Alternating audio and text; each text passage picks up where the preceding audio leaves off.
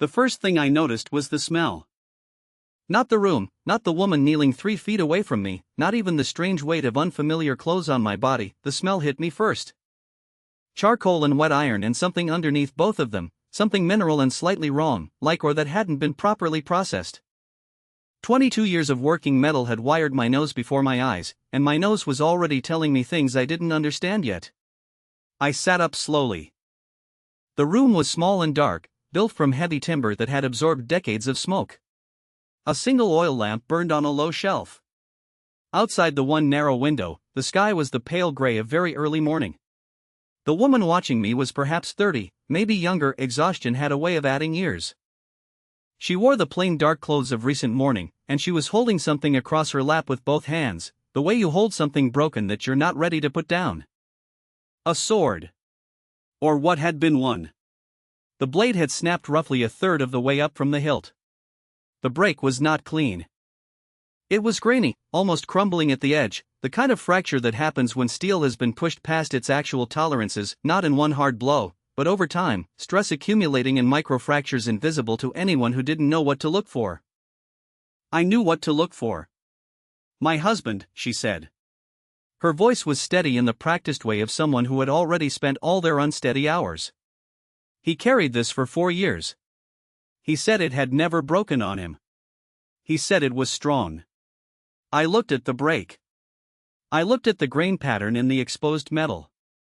I looked at the color of the steel near the edge, too light, unevenly distributed, with a faint banding that told me the original billet had never been properly worked through.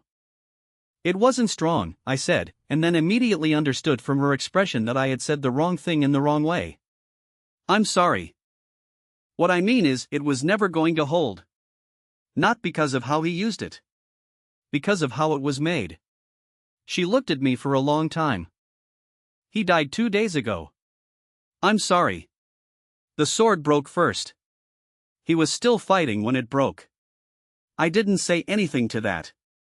There was nothing useful to say. Her name was Yun Sori. Her husband had been the village's only blacksmith, dead at 34 in a border skirmish that everyone in the province seemed to already be treating as a foregone conclusion. She had woken me, or found me. I still wasn't entirely clear on the sequence of events that had deposited me in a dead man's bed in a world that was definitely not the one I had gone to sleep in, because a runner had come at midnight with orders. The militia was moving at dawn. 12 men. Whatever weapons they had. I thought, she said carefully, that if someone who understood metal looked at what we have. I need to see the forge, I said. The forge was attached to the back of the house, which was the first sensible thing I had encountered. It was small but not badly laid out. The smith had known what he was doing in terms of space, at least.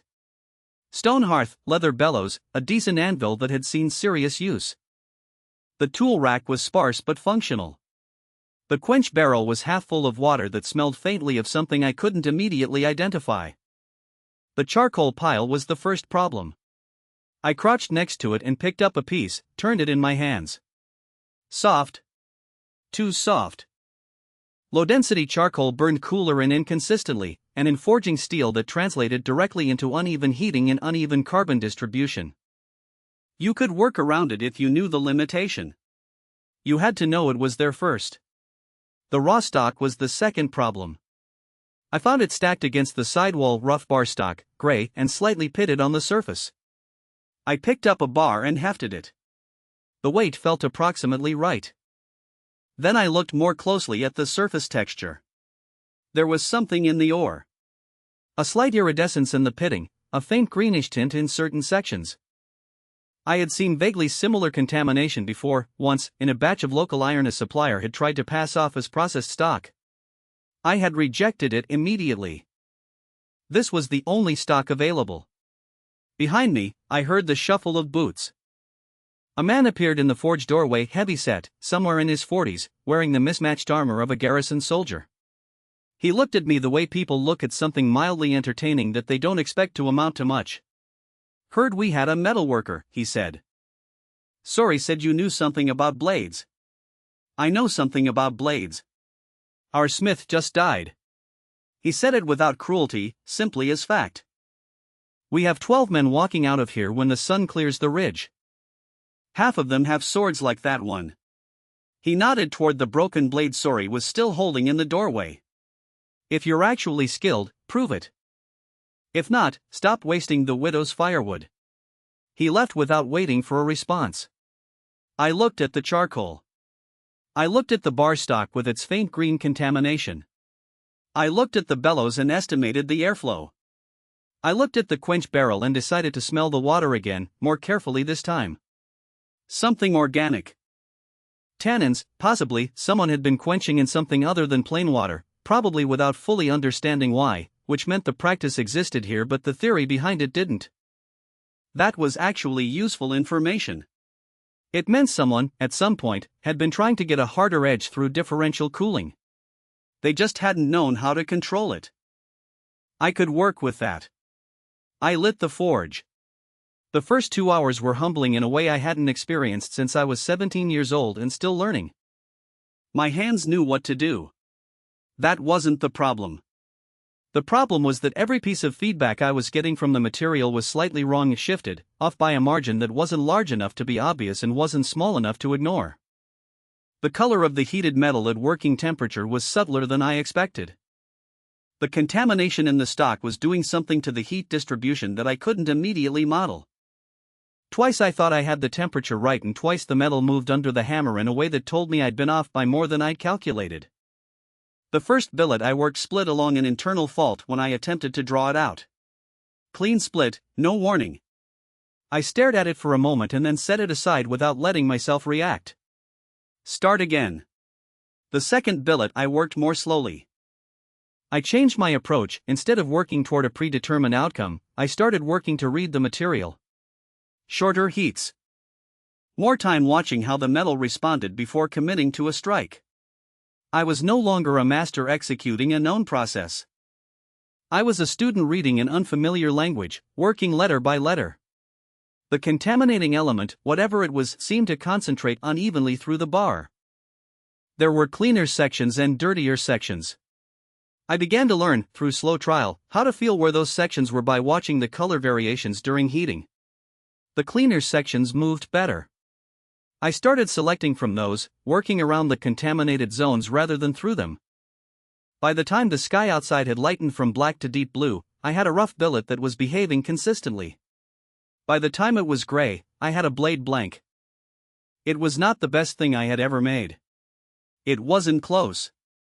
The geometry was slightly asymmetric because I'd had to work around a contaminated pocket near the tip. The edge geometry was serviceable rather than ideal. But when I held it up and looked down the spine, the steel had an evenness to it, a solidity that I already knew the broken sword on the shelf had never had. The grain structure under my file test was fine and consistent where the original had been coarse and variable. I brought it to the quench barrel. Modified approach. I had thinned the water with a small amount of the organic additive I'd found near the barrel, carefully, by eye and intuition, going for a slightly graduated cooling rather than a hard quench.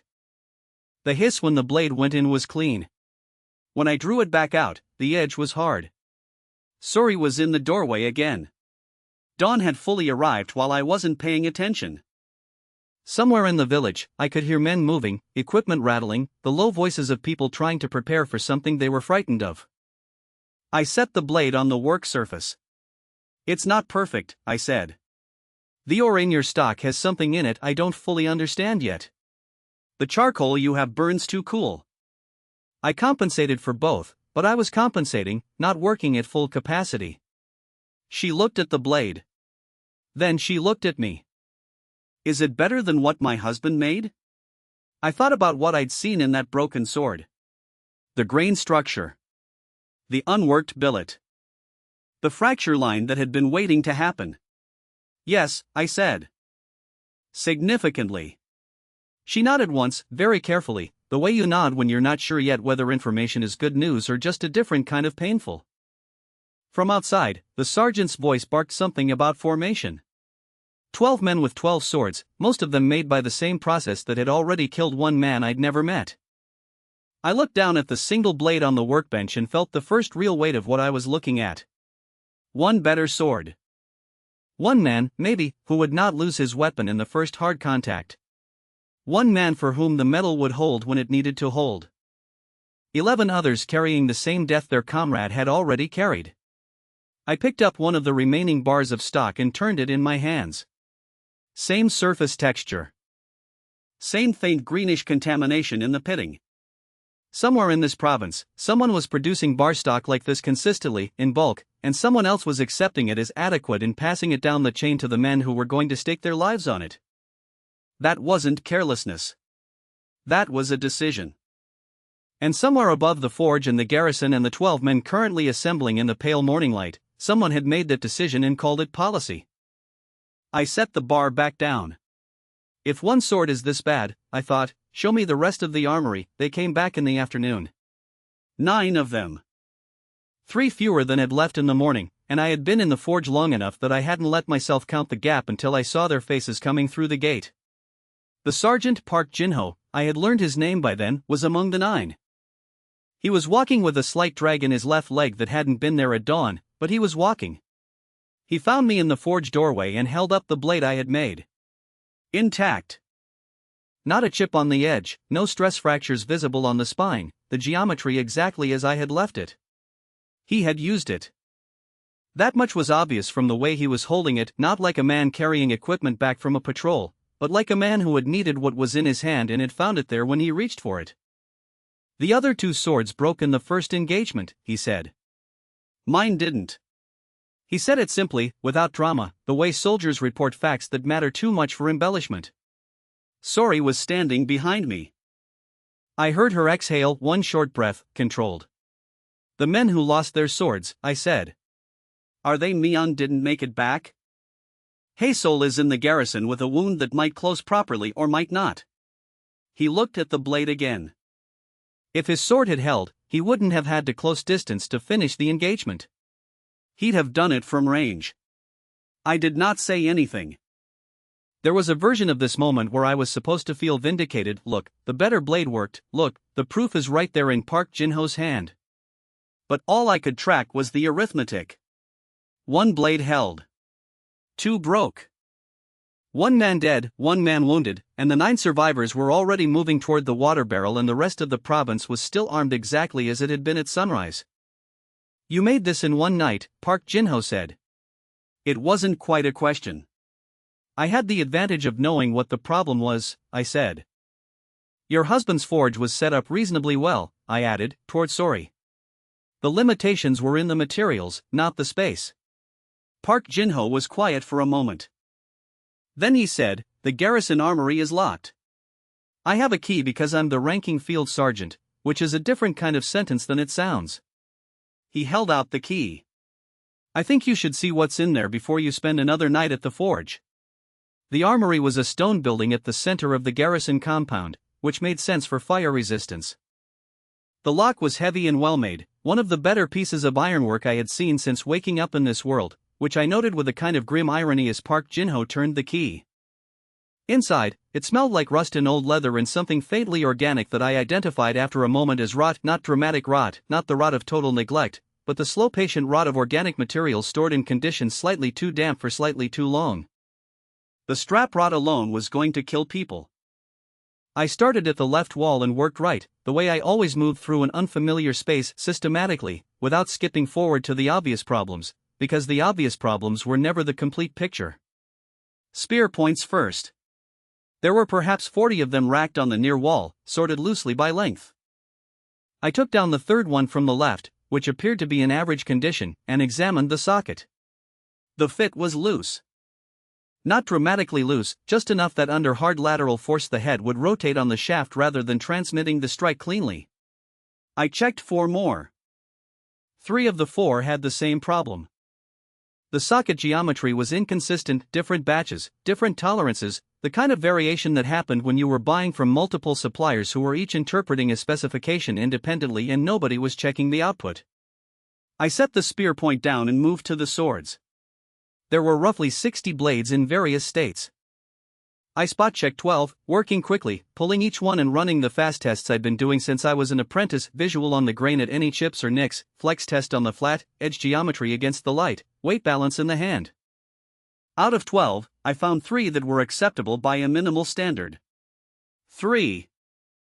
25%, and I was being generous with acceptable. The remaining 9 ranged from mediocre to actively dangerous. 2 of them had the same internal fault structure as Sori's husband's broken blade, visible in the way the light caught the surface near the base. They hadn't broken yet because they hadn't been used hard enough yet. They would. I put them to one side. Park Jin-ho, who had been watching from the doorway without speaking, said, "The 2 you moved. Don't issue those," I said. "To anyone. Under any circumstances." He came and looked at them. Looked at me. "How do you know?" "The same way a physician knows a bone isn't going to hold weight before the patient tries to stand on it. The material tells you, if you know what you're looking at." I moved to the armor section. The scale and lamellar pieces were stored flat, which was technically correct. The problem was the rivets. I crouched next to a set of torso armor and looked closely at the fastening pattern. The rivet heads were inconsistent, some flush, some slightly raised, which meant the holes had been punched to varying depths. Under hard impact, the raised rivets would catch the strike energy differently from the flush ones. The armor would flex unevenly. It wouldn't catastrophically fail from a single blow, it would develop microcracks at the stress concentration points, and the 3rd or 4th blow would find one of those cracks and the plate would fail at exactly the moment the man wearing it least expected it. I sat back on my heels and looked at the row of armor pieces. "How many men does the garrison have?" I asked. 83, Park Jin-ho said. "Including the 12-9 from this morning. And this is the full armory. This is the full armory. 83 men.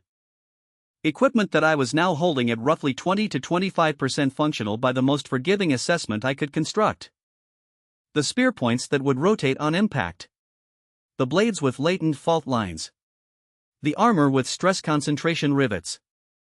The straps. I went back and checked 3 of the leather strap assemblies, and confirmed what I'd smelled when I came in. The leather had been stored without proper treatment. In 2 cases the stitching at stress points had already partially separated and been rejoined with a different thread, a different gauge, creating a new stress concentration right next to the old one. Someone had fixed these. Someone had looked at failing equipment, repaired it inadequately, and returned it to service. Who is responsible for maintenance? I asked. Park Jin-ho's expression did something complicated. Officially? There's a supply officer. He reports to the garrison commander, who reports to the provincial administrator's office. And actually? Actually, the supply officer is 51 years old and has held the position for 22 years because his family has held it for 3 generations, and his primary function as far as I have ever been able to determine is submitting quarterly reports that confirm all equipment is within acceptable parameters. I stood up. What are the acceptable parameters? That's a question I genuinely cannot answer. I looked at the armory.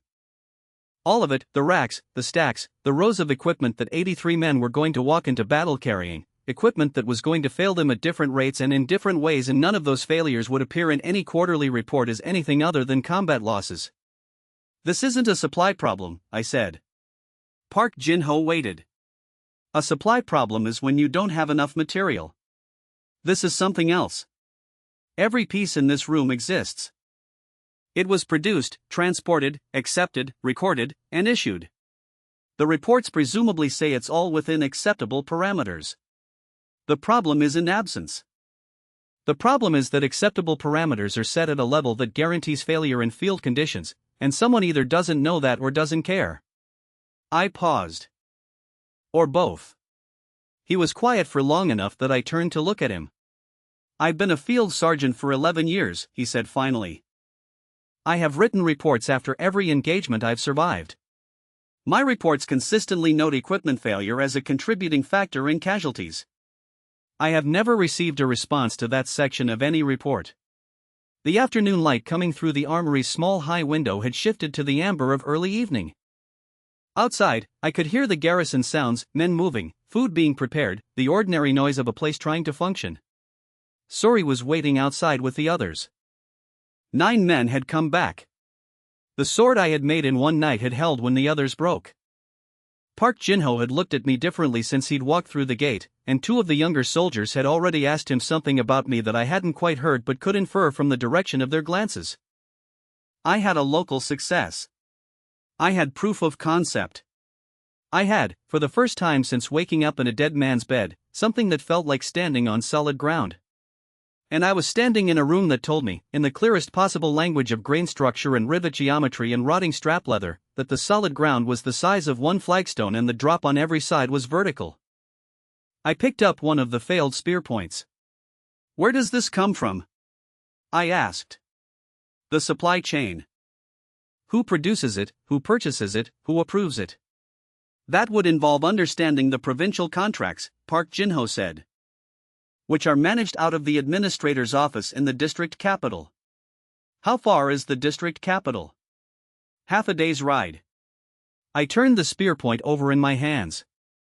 The socket gap was consistent, too consistent to be random variation. This wasn't the result of poor individual craftsmanship. This was a manufactured tolerance. Someone had set a standard somewhere in this supply chain, and the standard had been set wrong, and every spear point in this armory was wrong in exactly the same way because they had all been produced to meet it. That was not an accident. That was a policy. "I need to understand who decided this was acceptable," I said. "Not the smith who made it. The person above the smith. And the person above that person." Park Jin-ho looked at me steadily. "That's a more dangerous question than fixing a blade." "I know," I said. "Ask it anyway." Park Jin-ho got me a horse. It was not a good horse, but it moved, and by the second morning after the patrol I was riding the road toward the district supply depot with a list of questions in my head that had kept me awake most of the night. Not anxious questions, working questions, the kind that accumulate when you pull one thread and realize the fabric is larger than you thought. The depot was a walled compound 2 hours from the garrison, set at a crossroads where 3 supply routes converged. Practical location. The wall was in reasonable repair. The gate guard was awake, which I had learned not to take for granted. On the surface, it looked like a functional operation. I had learned in the armory that surfaces were the last thing to check. The man in charge of the depot was named Cho Byung-hak. He was perhaps 55, with the careful grooming of someone who considered his position a reflection of his worth, and he received me in a small office at the front of the compound with the specific courtesy of a man who has decided in advance that a visitor is an inconvenience but has not yet decided how large an inconvenience. I had Park Jin-ho's letter. It identified me as a metalworker conducting an assessment on behalf of the garrison. Cho Byung-hak read it twice, set it down, and folded his hands on his desk. "An assessment," he said, "of the supply chain. Specifically materials quality, or stock, charcoal grade, finished goods tolerances. We conduct regular assessments internally." "I'm sure you do," I said. "I'd like to see the records." He showed me the records because refusing would have required a justification he apparently didn't want to construct in writing. They were thorough, in the way that records maintained by someone who understands that records can be used against them are always thorough, every delivery logged, every quantity confirmed, every acceptance signed. A complete picture of a functioning system. I spent 2 hours with the records and then I asked to see the warehouse. The charcoal stores were in the second building on the left. I walked in, picked up a piece from 3 different sections of the pile, front, middle, back, and compared them in my hand. Different density. Noticeably different. The front section, which would be the most recently delivered material and therefore what an inspector would most likely sample, was higher quality. The back sections were softer, more friable, the kind of low-grade charcoal that burned cooler and less consistently. Different suppliers? I asked the depot assistant who was trailing me. "We used the most cost-effective available source," he said, in the careful tone of a man reciting a policy document. "And the cost-effective source changes based on what's available. Based on what the provincial contracts specify." I put the charcoal pieces down and moved to the ore storage. The ore was in rough sacks, stacked in rows. I opened 3 at random, front, middle, back, the same test as the charcoal, and looked at what was inside. The first sack was reasonably clean iron ore, acceptable quality. The second had visible contamination throughout, the same faint iridescent tint I had noticed in the bar stock at Suri's forge. The third was so heavily contaminated that I wasn't entirely sure it should be classified as iron or rather than general mineral waste with iron content. This, I said, holding up a handful from the third sack, was accepted on delivery? The assistant looked at it. If it's in the warehouse, it was accepted. What are the acceptance criteria for ore? A pause. Iron content sufficient for military production. And who determines sufficiency? Another pause, longer. The receiving officer signs the acceptance. I set the ore down and wiped my hands on my trousers. Is the receiving officer here today? He was. His name was not relevant. What was relevant was that he was 23 years old and had held the position for 8 months and had been trained by reading the same acceptance criteria document that everyone in his position read, which defined acceptable ore as ore with visible iron content and no obvious visual defects. Visible. Obvious. The contamination I had found in Sack 3 was neither visible nor obvious to someone who did not know what to look for. It was invisible to a 23-year-old following a written standard that had been written by someone who also didn't know what to look for, or who had known and chosen not to include that knowledge in the document. I went back to Cho Byung-hak's office. He had been watching me from a careful distance for the past hour, and when I sat down across from him his expression had shifted from managed courtesy to something more guarded. Your ore stock is inconsistent, I said. Roughly 40% of what I sampled is contaminated with a mineral inclusion that compromises the finished steel's structural integrity. Your charcoal is graded inconsistently across deliveries, which means your smiths are working with variable heat output and compensating by eye rather than by standard.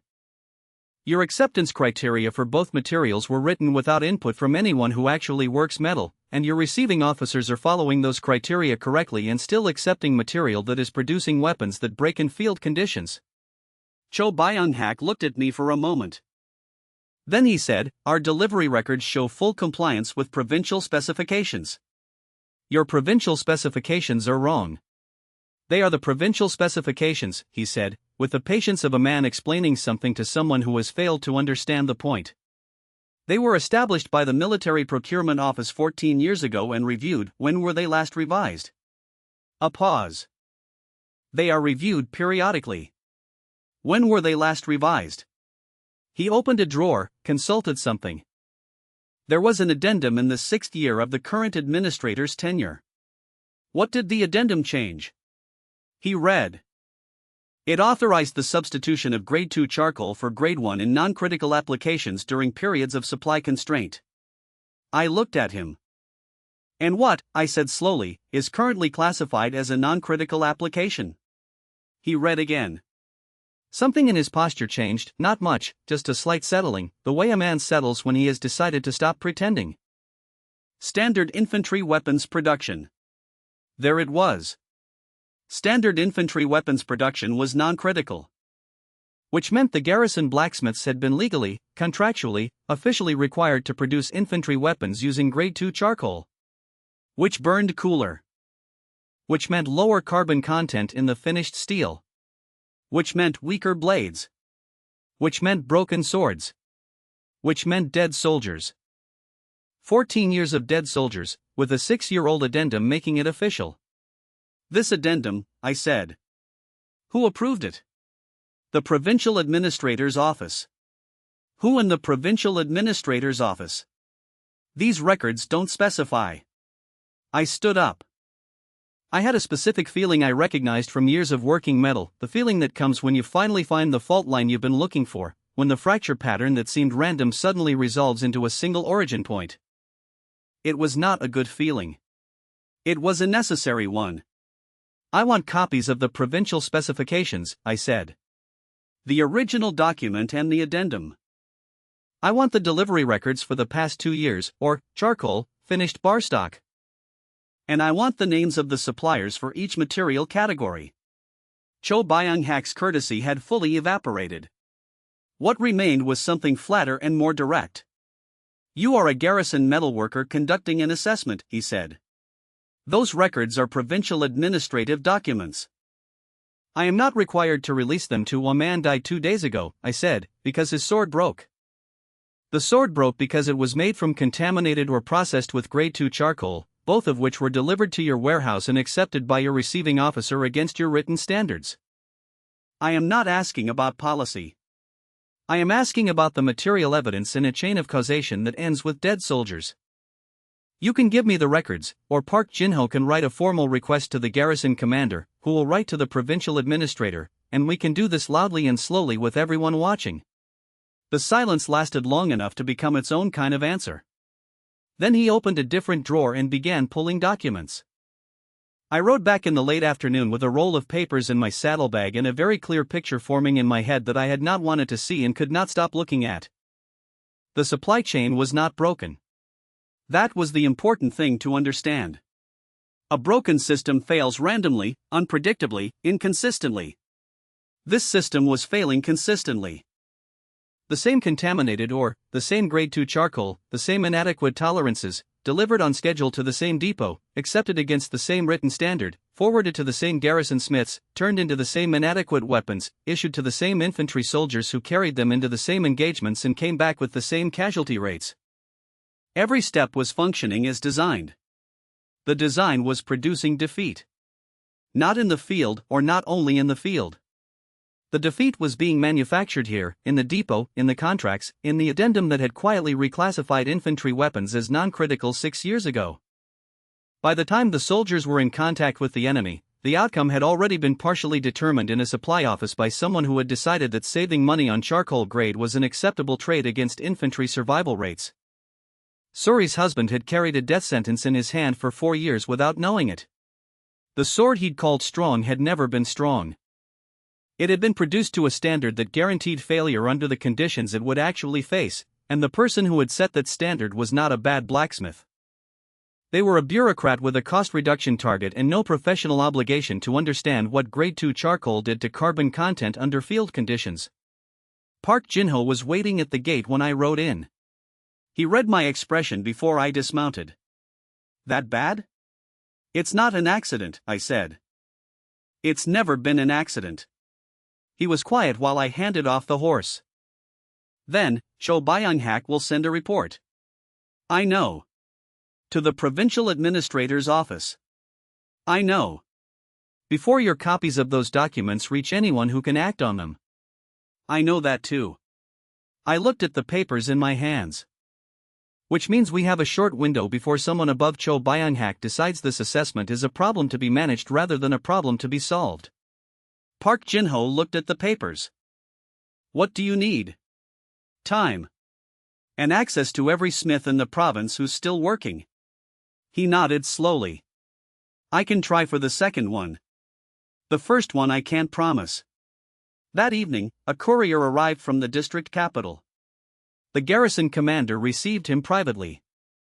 An hour later, Park Jin-ho found me in the forge and stood in the doorway with the look of a man delivering news he hasn't fully processed yet. The administrator's office is sending an inspector, he said. To review the assessment. What kind of inspector? Not a supply officer. He paused. Someone from the Runic Oversight Corps. They're calling it a standard military review. I set down the file I was holding. Runic Oversight. Not procurement. Not logistics. Not anyone whose job it was to look at or quality or charcoal grade. Someone whose job it was to look at something else entirely and who had been sent here the moment a garrison metalworker started asking questions about provincial contracts. That was not a coincidence. That was a message. He arrived on the third morning, and he arrived well. That was the first thing I noticed, not the man himself, but the quality of his arrival. 2 outriders ahead, a horse that cost more than the garrison's monthly supply budget, a traveling coat that was cut simply but from material that did not wrinkle despite the road. No performance of wealth. Just wealth, worn the way people wear things when they've never had to think about them. The second thing I noticed was that he was not old. I had constructed a mental image of a senior Runic Oversight Inspector as someone in late middle age, bureaucratically thickened, the kind of official whose authority comes from accumulated time in a system. Magister Yun Chaisol was perhaps 40, lean, with the particular stillness of someone who has spent years learning not to waste energy on unnecessary movement.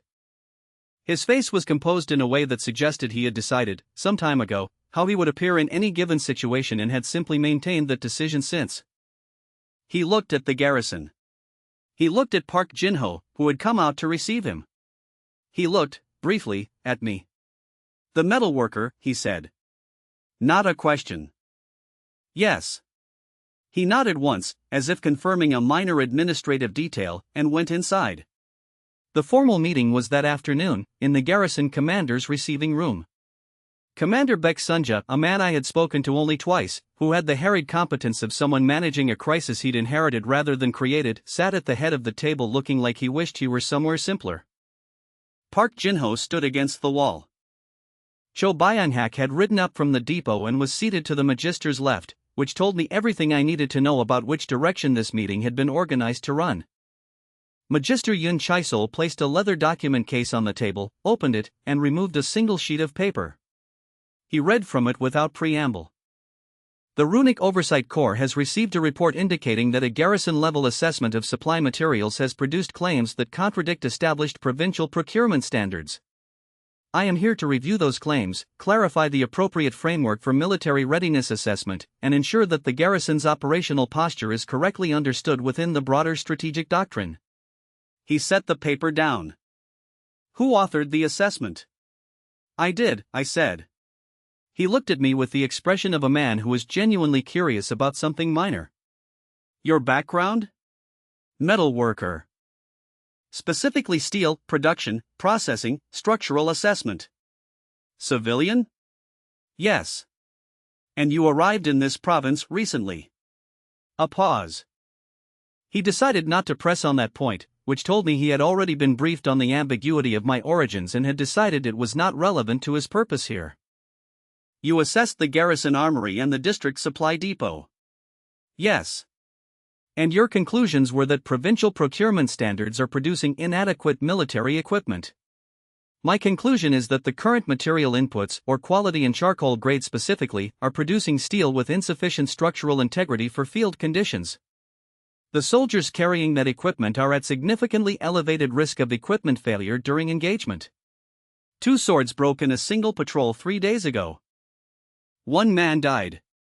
Combat losses," Cho Byung-hak said from his side of the table, in the tone of a man reading from the same internal document he always read from.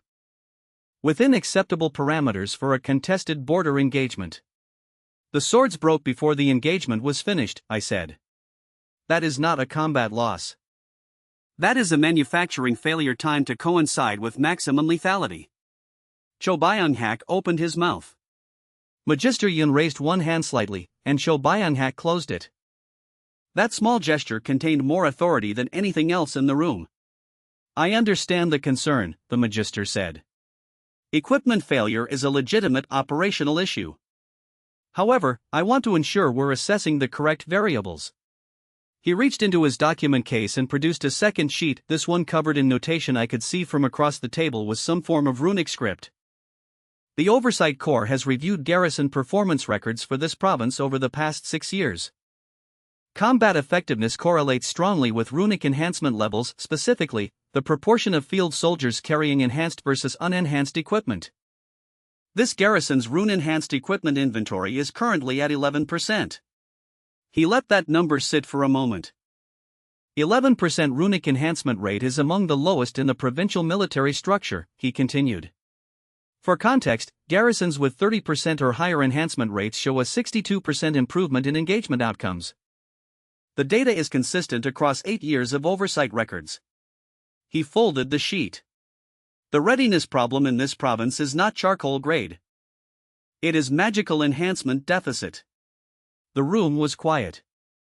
Commander Beck was nodding in the way people nod when they are trying to appear as though they are following an argument rather than being run over by it. I looked at the table for a moment. Then I said, "What substrate are the 11% carrying?" Magister Yun looked at me. "I'm sorry?" "The equipment with runic enhancement." "What steel is the rune applied to?" A pause. "Standard garrison issue." "Standard garrison issue produced by the same supply chain," I assessed. "The rune functions independently of, does it?" I said. Because I've been watching the enhanced pieces in the armory for 2 days. The enhancement on the blades with visible fault structure is visually different from the enhancement on the cleaner pieces. Dimmer. Less uniform at the edge. The first silence in the room that had a different quality to it. Magister Yun's composure did not break. But something behind it recalibrated, very slightly, in a way I recognized because I had learned to read the micro-expressions of material under stress. Runic stability is a function of the application process and the practitioner's technique, he said. It is not a function of substrate metallurgy. That is a foundational principle of enhancement doctrine. Foundational principles are derived from observations, I said. Who was observing when that one was established? Centuries of oversight practice, performed on what baseline material? I pressed. If every smith in the province has been producing from the same contaminated ore stock for decades, then your centuries of observation were conducted entirely on a skewed sample. You've been studying runic behavior on bad steel so long that you've normalized the results and built your doctrine around them. The room was very still. Cho Byung-hak was staring at the table. Commander Beck had the expression of a man watching two weather systems collide and hoping the building holds. Park Jin-ho, against the wall, had not moved, but I could feel him paying attention in the specific way soldiers pay attention when they think something is about to go wrong. Magister Yun set down his document with the deliberate care of a man who has decided to respond from a position of complete authority rather than from the position of someone who has just heard something that worried him. You are, he said, a civilian metalworker who arrived in this province without documentation, who has been in the region for less than a week, and who is now suggesting that runic oversight doctrine, built over 2 centuries by practitioners whose qualifications vastly exceed yours in every relevant dimension, is based on a flawed premise. He paused. I want to be precise, I am not dismissing your concern about material quality. Metal matters. Good metal is better than bad metal. Nobody disputes this. What I am telling you is that in the hierarchy of variables that determine military effectiveness, runic enhancement is primary and substrate quality is secondary. We optimize for the primary variable. You optimize for the variable you can control, I said. Because you cannot control ore quality, that requires changes to procurement, contracts, supplier standards, administrative will. You can control who gets a rune applied. So the doctrine migrated toward what the system could deliver, and called it primary. The silence this time was different again. Longer. That is, Magister Yun said carefully, a very political interpretation of magical doctrine. It's a material interpretation, I said. I'm only interested in what the steel is actually doing. He stood. The meeting was over because he had decided it was over, and in this room that decision belonged entirely to him. I will review the armory personally tomorrow, he said. I will also review the assessment documents you obtained from the depot. He looked at me with something that was not quite dismissal and not quite interest, something in between, held at a distance. You are welcome to be present. Your observations may be useful context for the oversight evaluation. Context. Not evidence. Not testimony. Context, the word you use for input that you have already decided is ancillary. I nodded and said nothing. That evening I went back to the armory alone, with a lamp. I had been thinking about what I'd said in the meeting, that the enhanced pieces looked different from each other, and I wanted to look again more carefully, now that I was not in the middle of an argument and could actually see. I lined up 6 blades.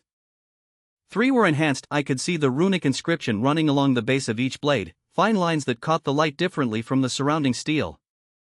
3 were unenhanced, pulled as comparable samples. I held the lamp close and looked at the enhanced pieces one by one. The rune on the first blade was bright and even, the lines clean, the light it caught consistent along its entire length.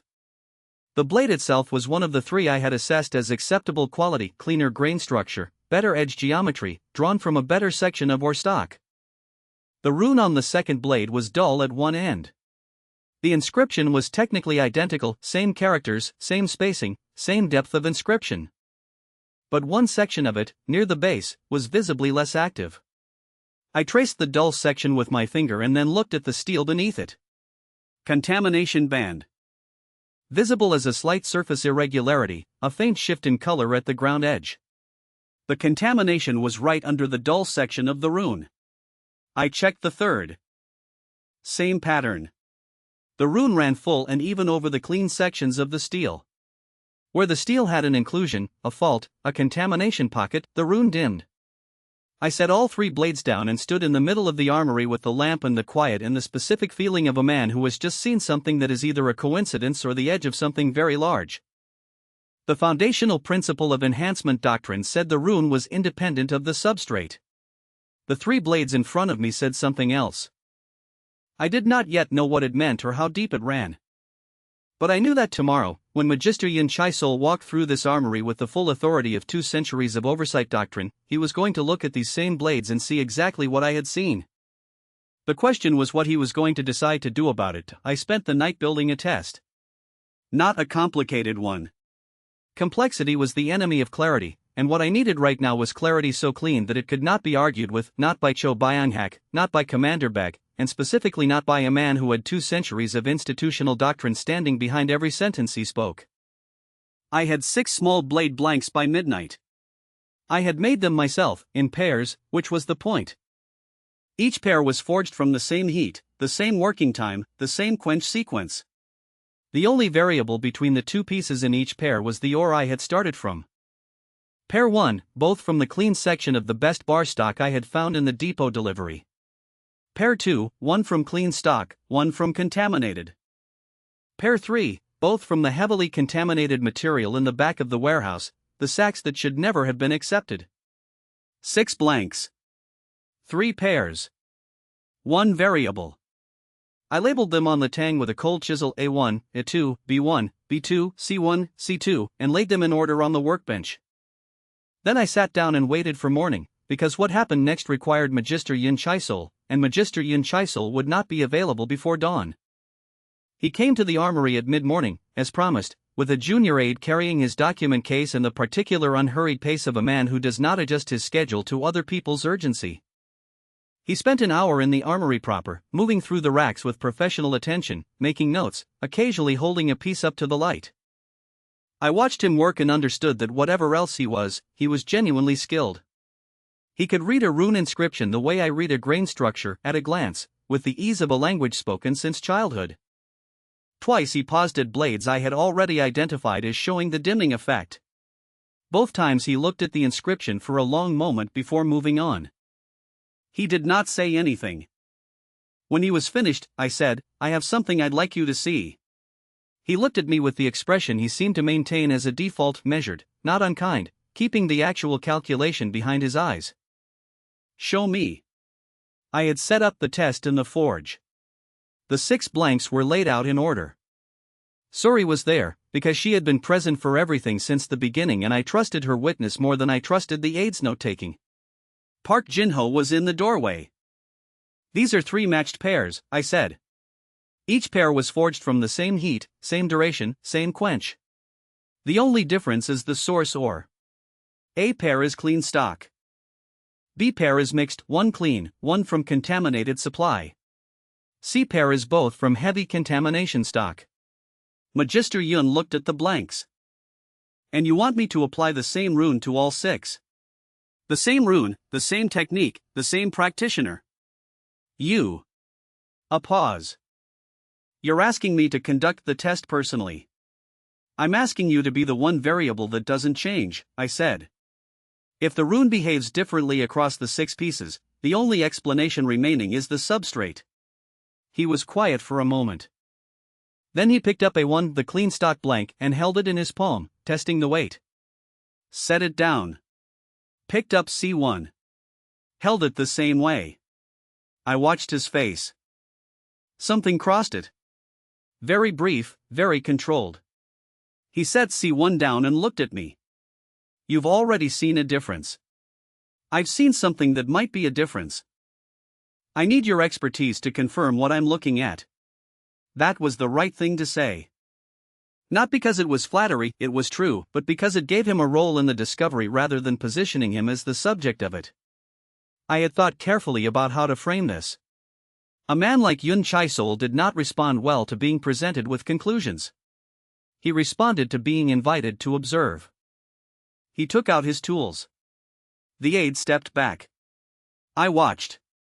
The inscription process was extraordinary to observe, even knowing nothing about the mechanics of it. He worked with the focused stillness of a master in his medium, small, precise movements, no wasted effort, the same economy of motion I recognized from my own best work at the Anvil. He applied the first rune to A1. The inscription settled into the steel and held, and even I could see it clearly, bright, even, the lines clean from one end to the other. He moved to A2. Same result. The matched pair matched. B1 clean stock piece. The rune settled cleanly. B2 contaminated stock piece. He worked with the same technique, the same movements, the same duration. The rune settled. But the section over the contamination band was visibly dimmer. Not dramatically, you could argue it away if you wanted to, tell yourself it was a shadow from the lamp angle, an artifact of the surface grinding. But it was there. He held B2 up to the light for a long time. Then he set it down and moved to C1. The C-pair inscription was the clearest test. Both pieces from heavy contamination stock, both with the visible surface irregularity I had identified in the warehouse sacks. He applied the rune to C1. The inscription went in. And it held, mostly, but it held the way a fire holds in wet wood, with visible effort and uneven distribution. The lines were inconsistent. The center section was noticeably dimmer than the ends. One small portion near the shoulder of the blade refused to take the inscription at a consistent depth. He stopped. Looked at it. Applied more technique. I could see the increased concentration in his posture, the slight intensification of focus. The inscription brightened marginally. The dim section did not fully resolve. He set C1 down. He did not pick up C2. The silence in the forge was the loudest silence I had heard since waking up in this world. The effect, he said finally, could be explained by surface preparation inconsistency. Both pieces in the C-pair were ground to the same finish, I said. I did it myself this morning. Residual stress from the forging process, same forging process. Same hammer sequence. Same quench. I controlled for it. Another silence. The contaminating element in the ore, he said slowly, would be distributed unevenly through the crystalline structure. Yes. And if the runic inscription is interacting with the crystalline structure rather than just the surface, then contamination in the structure would interrupt the interaction, I said. Yes. He set down his tool. He stood very still for a moment, looking at the 6 blanks laid out in order, and I watched him process what the test meant. Not just the immediate result, what it meant for the doctrine. What it meant for 2 centuries of oversight practice. What it meant for every conclusion that had ever been drawn from data collected on steel that had been assumed to be a neutral substrate. When he turned to look at me, his face was composed. Perfectly composed. The way a face is composed when the person wearing it has made a decision to not let you see what's happening behind it. This is a single preliminary test, he said. With 6 samples. The methodology is reasonable, but the sample size does not support broad conclusions. I agree, I said. I'd like to run it with 40 samples. Different ore sources, different processing methods, different rune types. I'll need access to your inscription reference library and a reliable ore source. That is an oversight-level research protocol. Then authorize it. He looked at me for a long moment. You understand what you're suggesting. If your result holds at scale, if my result holds at scale, I said, then the enhancement deficit in this garrison isn't about the number of rune inscriptions. It's about the quality of the steel they're being applied to. Which means the solution to the military readiness problem is not more mages, it's better metal. Park Jinho, in the doorway, made a small sound that might have been agreement or might have been the sound of a man watching something irreversible happen. Magister Yun picked up A1, the clean stock blade with the clean, even inscription, and looked at it. He turned it so the rune caught the light. Bright, consistent, running full length without interruption. Then he set it next to C1, and the difference was not arguable. I will need to verify this independently, he said. Before any findings are reported. Of course. And I will conduct the verification myself. Not through your methodology. Through oversight protocol. That's your right, I said. I'd only ask that you verify it before submitting your review of the garrison assessment. He looked at me. And if my independent verification reaches a different conclusion? Then I'm wrong, I said. And I'll want to understand why, because I don't see how. He left without answering, which was its own kind of answer. Sori waited until his footsteps had crossed the yard and the main building door had closed before she spoke. He believed you, she said. He saw the test. That's not the same thing. She looked at the 6 blanks on the workbench, the clean pair and the contaminated pair with their uneven inscriptions. He believed you and it frightened him. It should frighten him, I said. It frightens me. Why? You were right. I picked up C1 and looked at the dim section of the rune, the place where the inscription had fought the contaminated substrate and only partially won. 2 centuries of doctrine. Every enhanced blade in every garrison in every province, applied to steel that nobody had ever tested as a variable. Every conclusion about rune performance, enhancement rates, practitioner skill, mana levels, all of it measured against a baseline that had never been established as clean. Because being right about this means the entire system of military enhancement has been building on an incomplete foundation, I said. Every rune practitioner who struggled to hold an inscription on a bad blade thought it was their own failure. Every commander who didn't see the expected performance from enhanced equipment blamed the practitioner. Every doctrine that said add more mages, train harder, inscribe more frequently, all of it was compensating for a variable nobody was looking at. And now someone is looking at it, Sori said. Now someone is looking at it. I set the blade down. And the first person who understood what it meant went straight to his room to think about what it means for him personally. Which tells me this knowledge is not going to travel the way useful knowledge should travel. The forge was cooling around us. Outside, the garrison was running through its afternoon routine drills, maintenance, the ordinary persistence of a place that didn't know yet that something had changed in its forge today. I heard boots on the path outside, and Park Jin-ho came back in with the expression of a man who had been listening at a careful distance. The commander had a visitor while you were running the test, he said. A writer from the provincial capital. He was in with Beck for 40 minutes. And? Park Jin-ho looked at the 6 blanks. The administrator's office is sending a second inspector. Not oversight this time. He paused.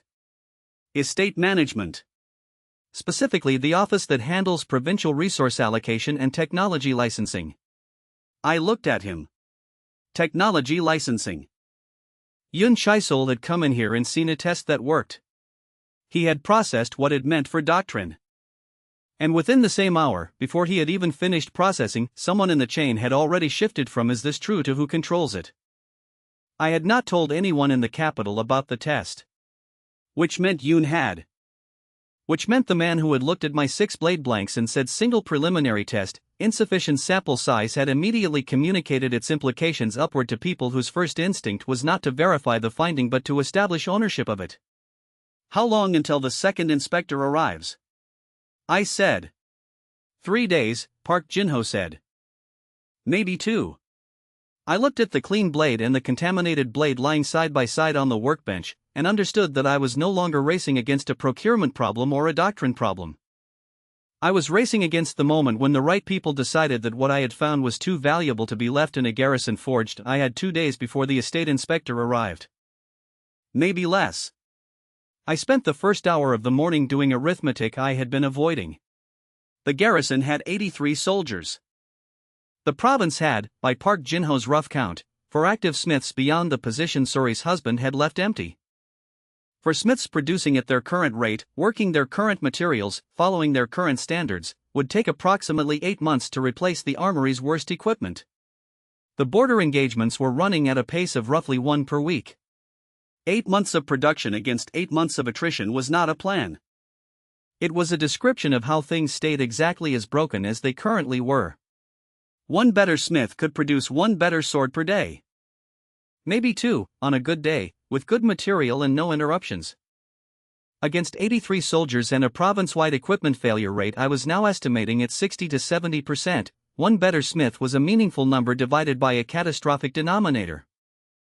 I needed the other 4 smiths. I needed them working differently, on better material, to a written standard, with a testing process that caught failures before they left the forge rather than after they reached the battlefield. And I needed that system to function without me standing over every heat, because I was also going to need to be dealing with Magister Yun and the estate inspector and the supply chain and whatever else the provincial capital decided to send before the month was out. This was the part of the problem I had been trained for in theory and had never actually done. I went to find the Smiths. Their names were Duck, Seonsik, Wansel, and a younger man everyone called Pale because of a scar that ran across his left cheekbone. They were gathered in the garrison's secondary forge building, which was larger than Sori's husband's workshop but worse maintained, with a cracked hearth that nobody had repaired and bellows leather that was losing its seal. I had asked Park Jinho to bring them together, and Park Jinho had done it, and now I was standing in front of 4 men who had each been doing this work for between 6 and 20 years and had not asked for my opinion. Duck was the oldest, somewhere in his mid-50s, with the compact density of a man who had spent his life moving heavy things. He looked at me with the particular expression craftsmen reserve for outsiders who have arrived claiming to know things, not hostile, exactly. Waiting to be disappointed. I decided not to give a speech. I picked up the bar stock nearest to me, examined it, and said, "This batch has contamination running through the upper third. If you draw it out for blade work without sorting it first, you'll get fault lines near the tip. I'll show you what to look for." Duck looked at the bar stock. Then he looked at me. "I know that bar's bad," he said.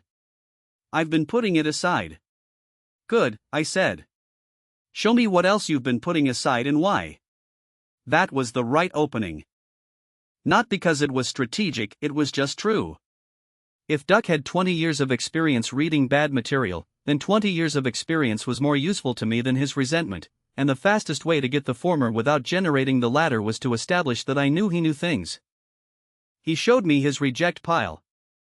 His instincts were good, he had been sorting correctly more often than not, purely by touch and eye and the accumulated pattern recognition of 2 decades. The problem was that his sorting was undocumented, personal, non-transferable.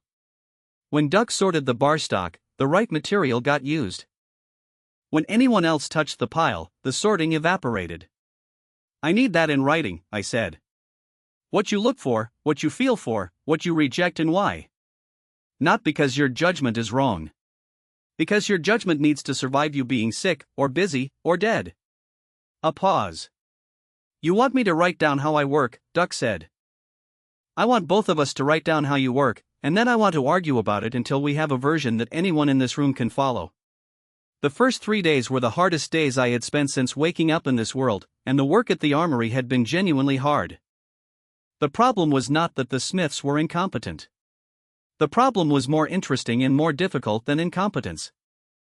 Duck was skilled but had developed habits so personal they were invisible to him. He compensated for the bellows seal loss by timing his heats differently, by a method he could demonstrate but not explain.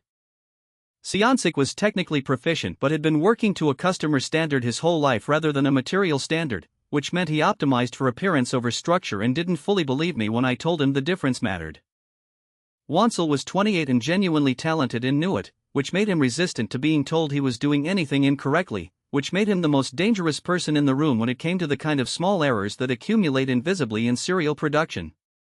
Pale was 17 and had been apprenticed for 2 years and had almost no bad habits yet, which made him the most valuable person in the room for a completely different reason. I started with Pale. Not because I was giving up on the others, but because teaching Pale was pure gain. Everything I showed him, he did not have to unlearn first. I taught him the sorting criteria Duck and I had worked out on day 1. I taught him the heat color standards for this particular charcoal grade, with its specific burn temperature. I taught him the hammer sequence for drawing out a blade blank that minimized internal stress. By the end of the second day he was producing blanks that were not excellent but were consistent, and consistency was what I needed more than excellence right now. Consistency could be tested. Excellence was invisible until it failed.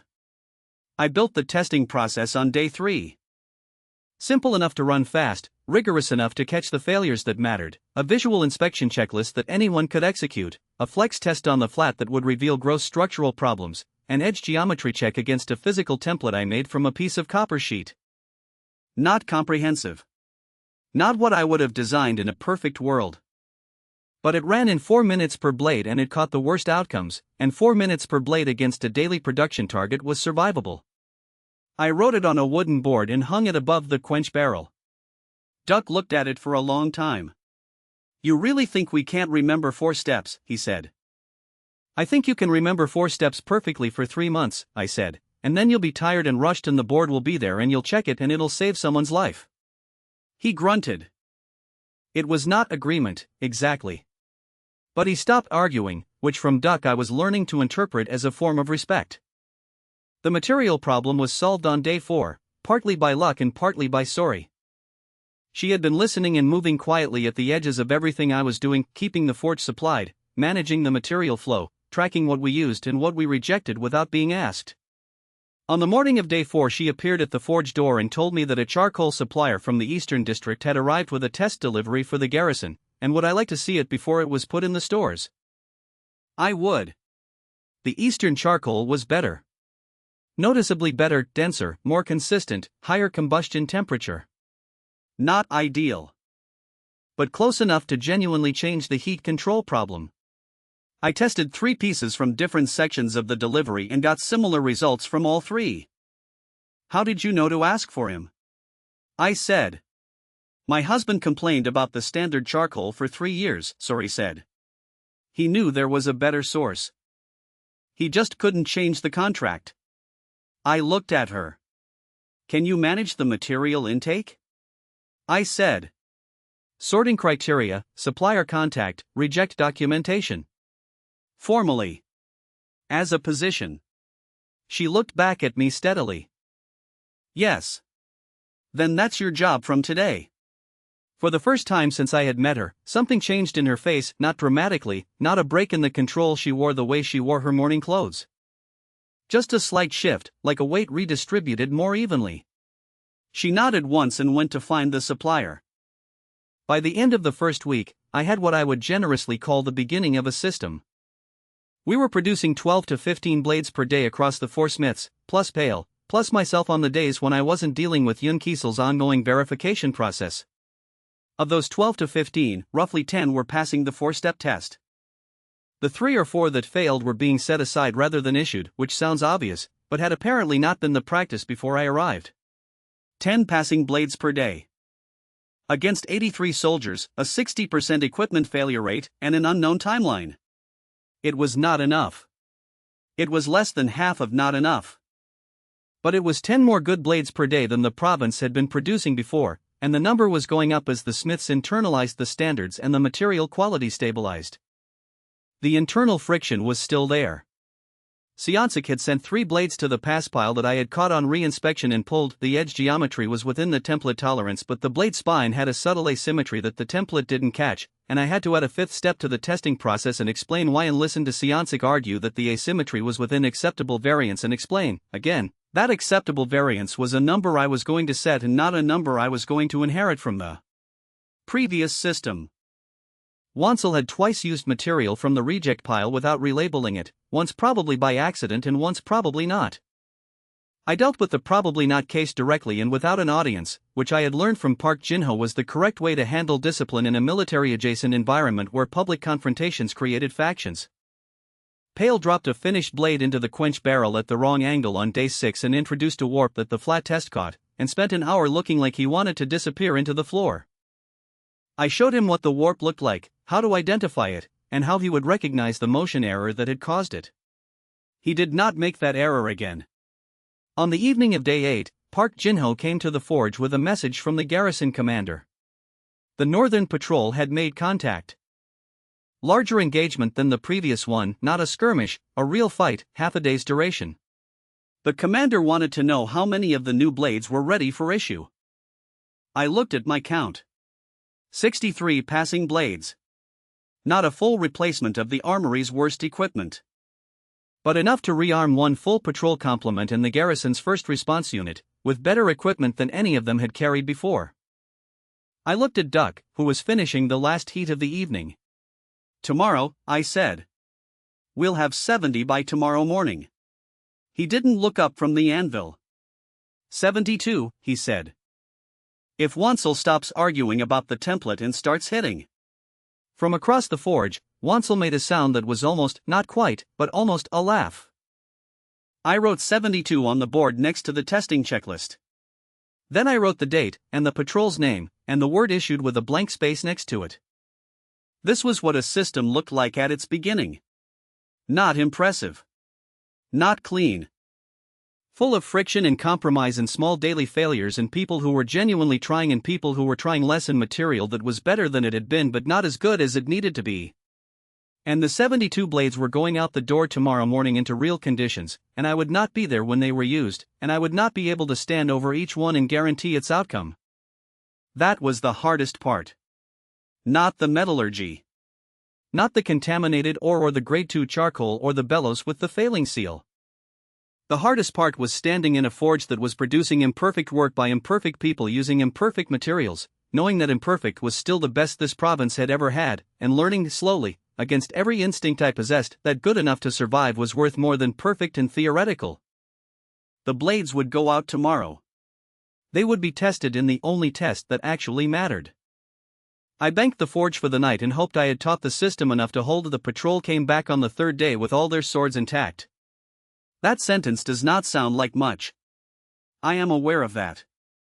But Park Jin-ho stood in the forge doorway and said it, all their swords intact, and I watched his face while he said it, and understood that in 11 years of field service he had never been able to say that sentence after a real engagement. Not once. Some patrol came back missing men, or missing equipment, or both. This patrol came back with 18 soldiers and 18 functional blades, 2 of which showed edge damage that was perfectly normal contact damage, reparable, the kind of where a sword was supposed to show after use rather than the catastrophic structural failure that had been the previous baseline. One soldier had a broken spear. The spear was from old stock pre-system, pre-sorting, one I had flagged and apparently not removed from issue in time. I noted it. Added it to the record. They held the northern approach for 4 hours, Park Jin-ho said. Previous comparable engagement at that location, the garrison pulled back in under 2. The steel held, I said. The men held, he said. But the steel let them. I wrote it down. Not for sentiment, for evidence. Every data point was going to matter in the conversations that were already forming. I could feel them forming the way you feel a weather change in metal, before the visible signs, in some shift of pressure in the environment around you. The estate inspector arrived on day 9. His name was Administrator Lim Tae-sun, and he was everything Magister Yin Chai-sol was not, loud in his authority rather than quiet, physically large, with the restless energy of a man who processed the world by dominating its surfaces. He was not stupid, that would have been easier. He was shrewd in the specific way of someone whose entire career had been built on identifying valuable things before other people understood their value and then controlling access to them. He spent 1 hour in the forge. He asked 4 questions, none of them about metallurgy. What was the daily production rate? What were the material costs? What was the yield ratio of passing to failing blades? What was the minimum training time to produce a competent operator of the system? I answered all 4 questions and watched him calculate. Then he asked a 5th question. If this system were scaled to provincial level, all garrison smiths, standardized supply, what would the output look like? I told him. He wrote it down with the satisfaction of a man adding a column of numbers that is coming out larger than expected. The provincial administrator, he said, has a strong interest in ensuring this development is properly administered. I'd imagine so, I said. Proper administration means centralized oversight of production standards, material procurement, and output allocation.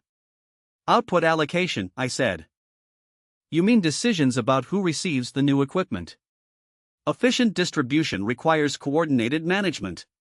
He said it pleasantly, the pleasantness of a man who has decided the conversation is already over and is simply providing the other party with a graceful way to arrive at the same conclusion.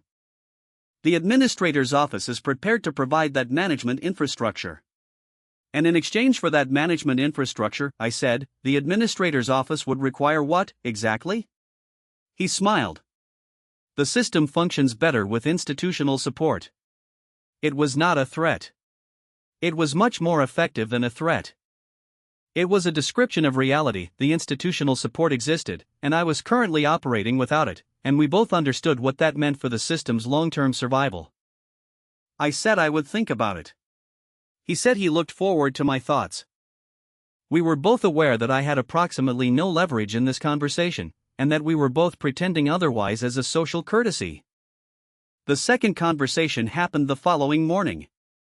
Lord Hazen Mock arrived without a formal announcement, which told me he considered himself above the category of people who announced themselves. He was the largest landowner in the province, which in practical terms meant he controlled the primary access roads, a significant portion of the charcoal supply chain, and the hereditary loyalty of roughly a third of the garrison's soldiers by way of tenant relationships that predated the current military structure by several generations.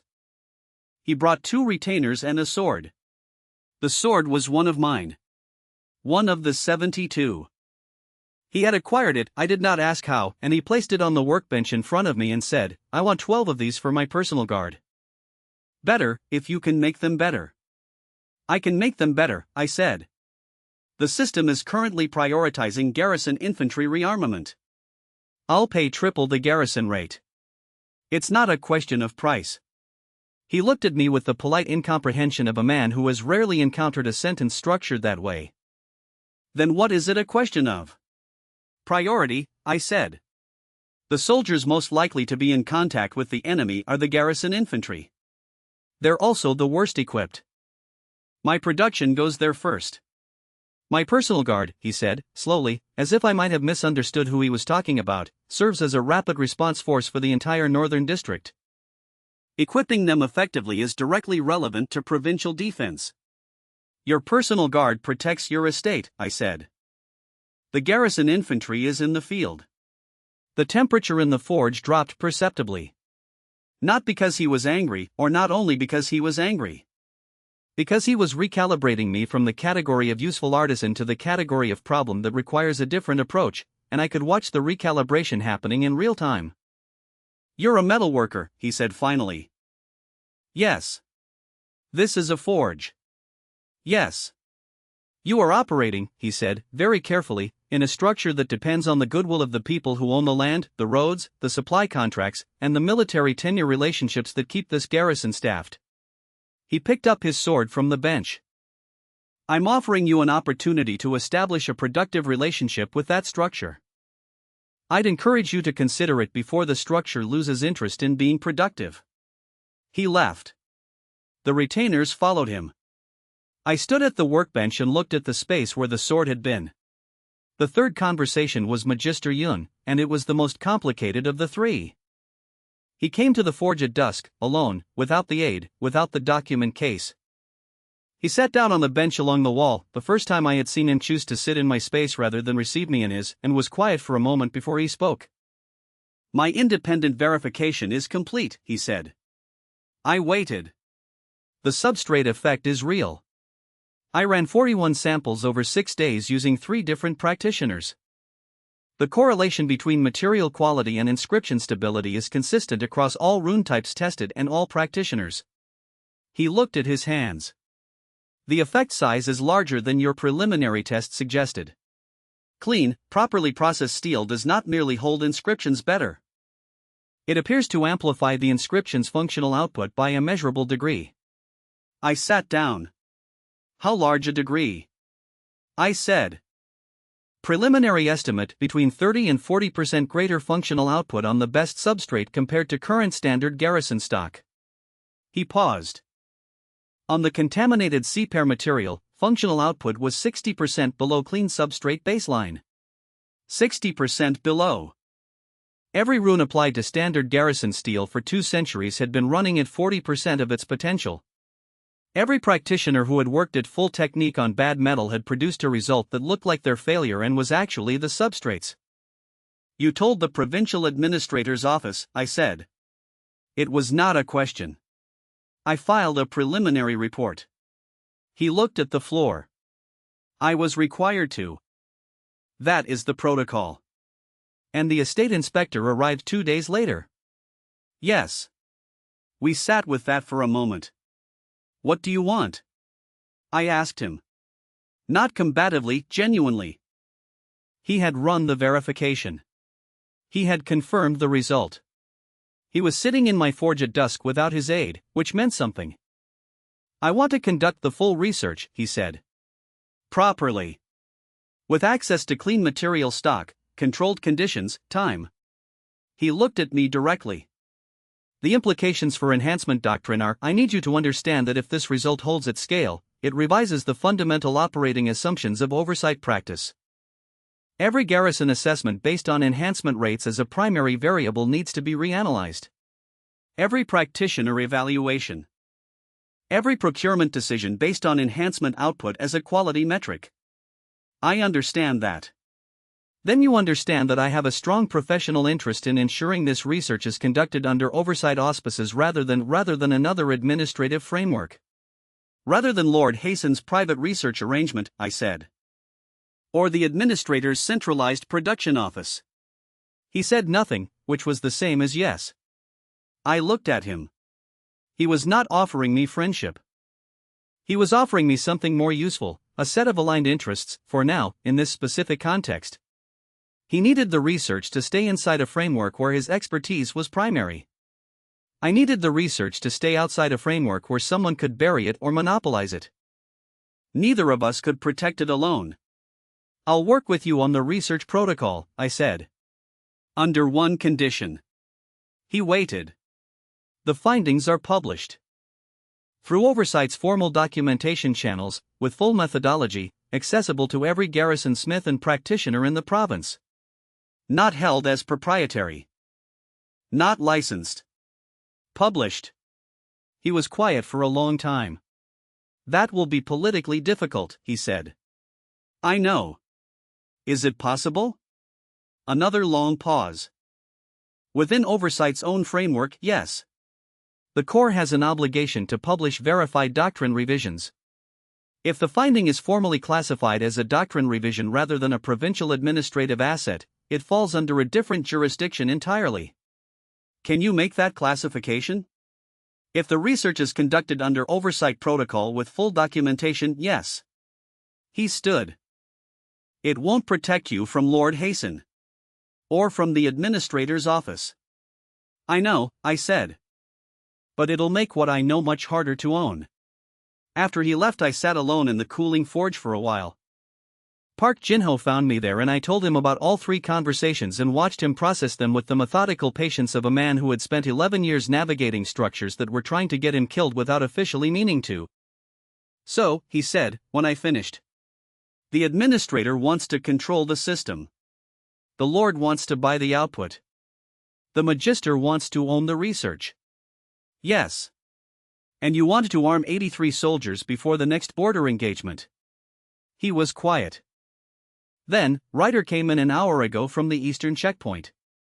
Supply company intercepted a courier. He was carrying detailed notes on production rates, material sources, and blade geometry specs. He looked at me steadily. The courier was heading north.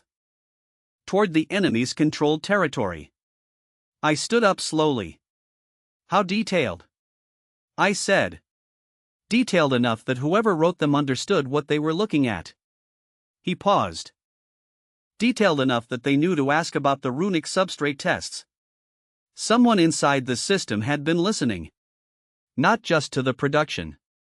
To the research. And they had sent that information north, which meant the enemy already knew that this province was developing something worth having.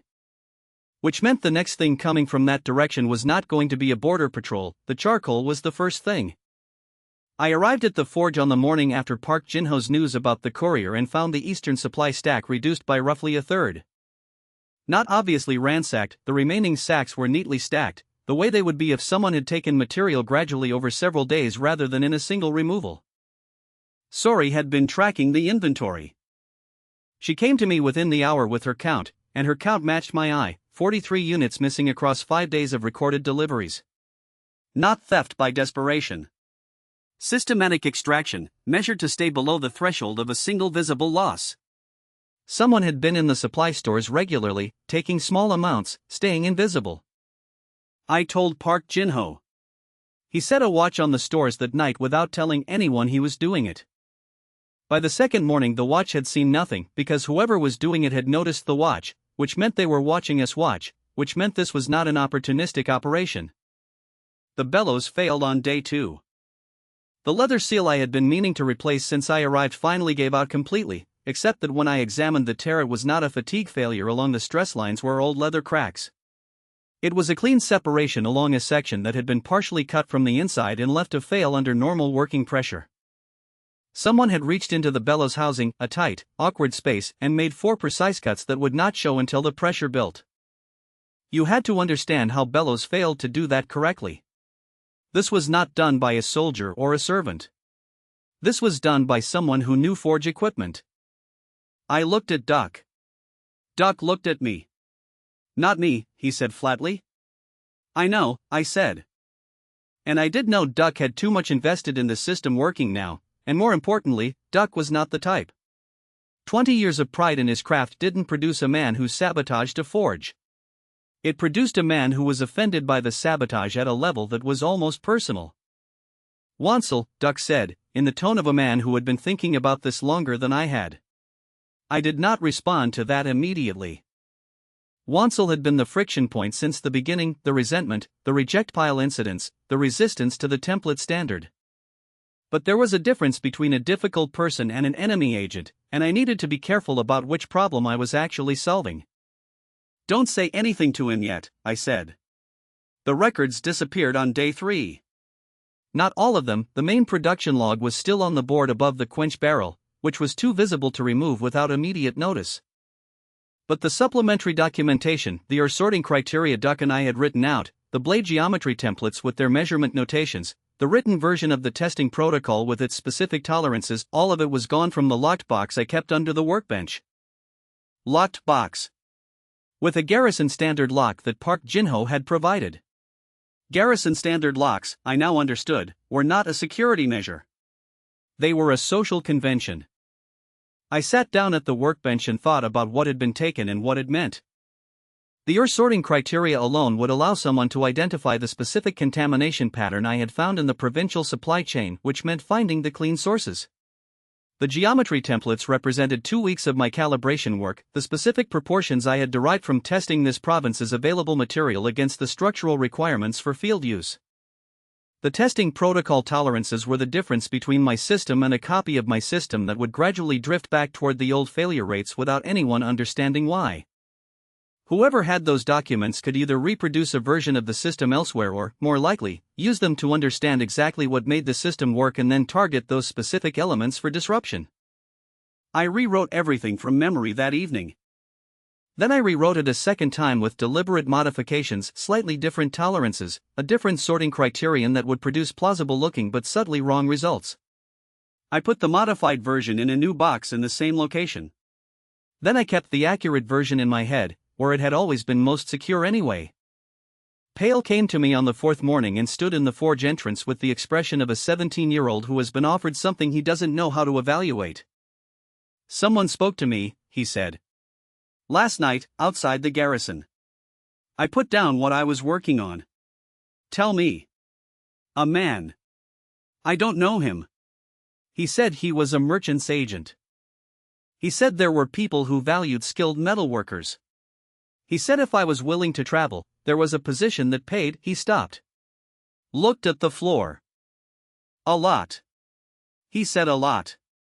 More than I'm going to earn here in 5 years. What did you tell him?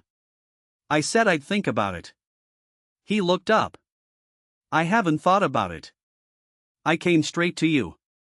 I looked at him for a moment. 17 years old. 2 years of apprenticeship in a provincial garrison forge, working for garrison wages, sleeping in a shared barracks room. The offer had been designed correctly, not a dramatic bribe, not a threat, just a quietly reasonable sounding opportunity presented to a young man with no particular reason to feel loyal to a system he'd only been part of for a few weeks.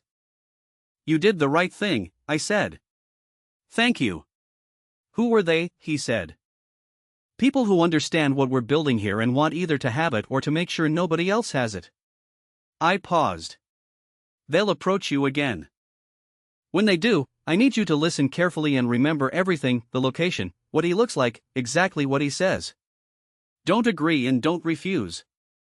Just listen. Pale nodded slowly. You want to know what they're after? I already know what they're after, I said. I want to know what they think we have. Magister Yun came to the forge that afternoon, and for the first time he came quickly, without the deliberate unhurried pace he usually maintained. He sat down and placed a document on the workbench and said, "I need you to look at this." It was a technical report. Dense notation, runic script interspersed with what I was learning to recognize as materials analysis language. I could not read all of it, but the diagrams were clear enough: cross-sections of blade geometry, substrate layer illustrations, inscription depth measurements. "Where did this come from?" I said. "It was submitted to the Runic Oversight Central Office 4 days ago," he said, "as a preliminary research filing. Establishing priority of discovery for what it describes as the substrate enhancement correlation." He paused. "The filing is attributed to a practitioner I have never heard of, attached to an institution I cannot verify. The research described is identical to mine."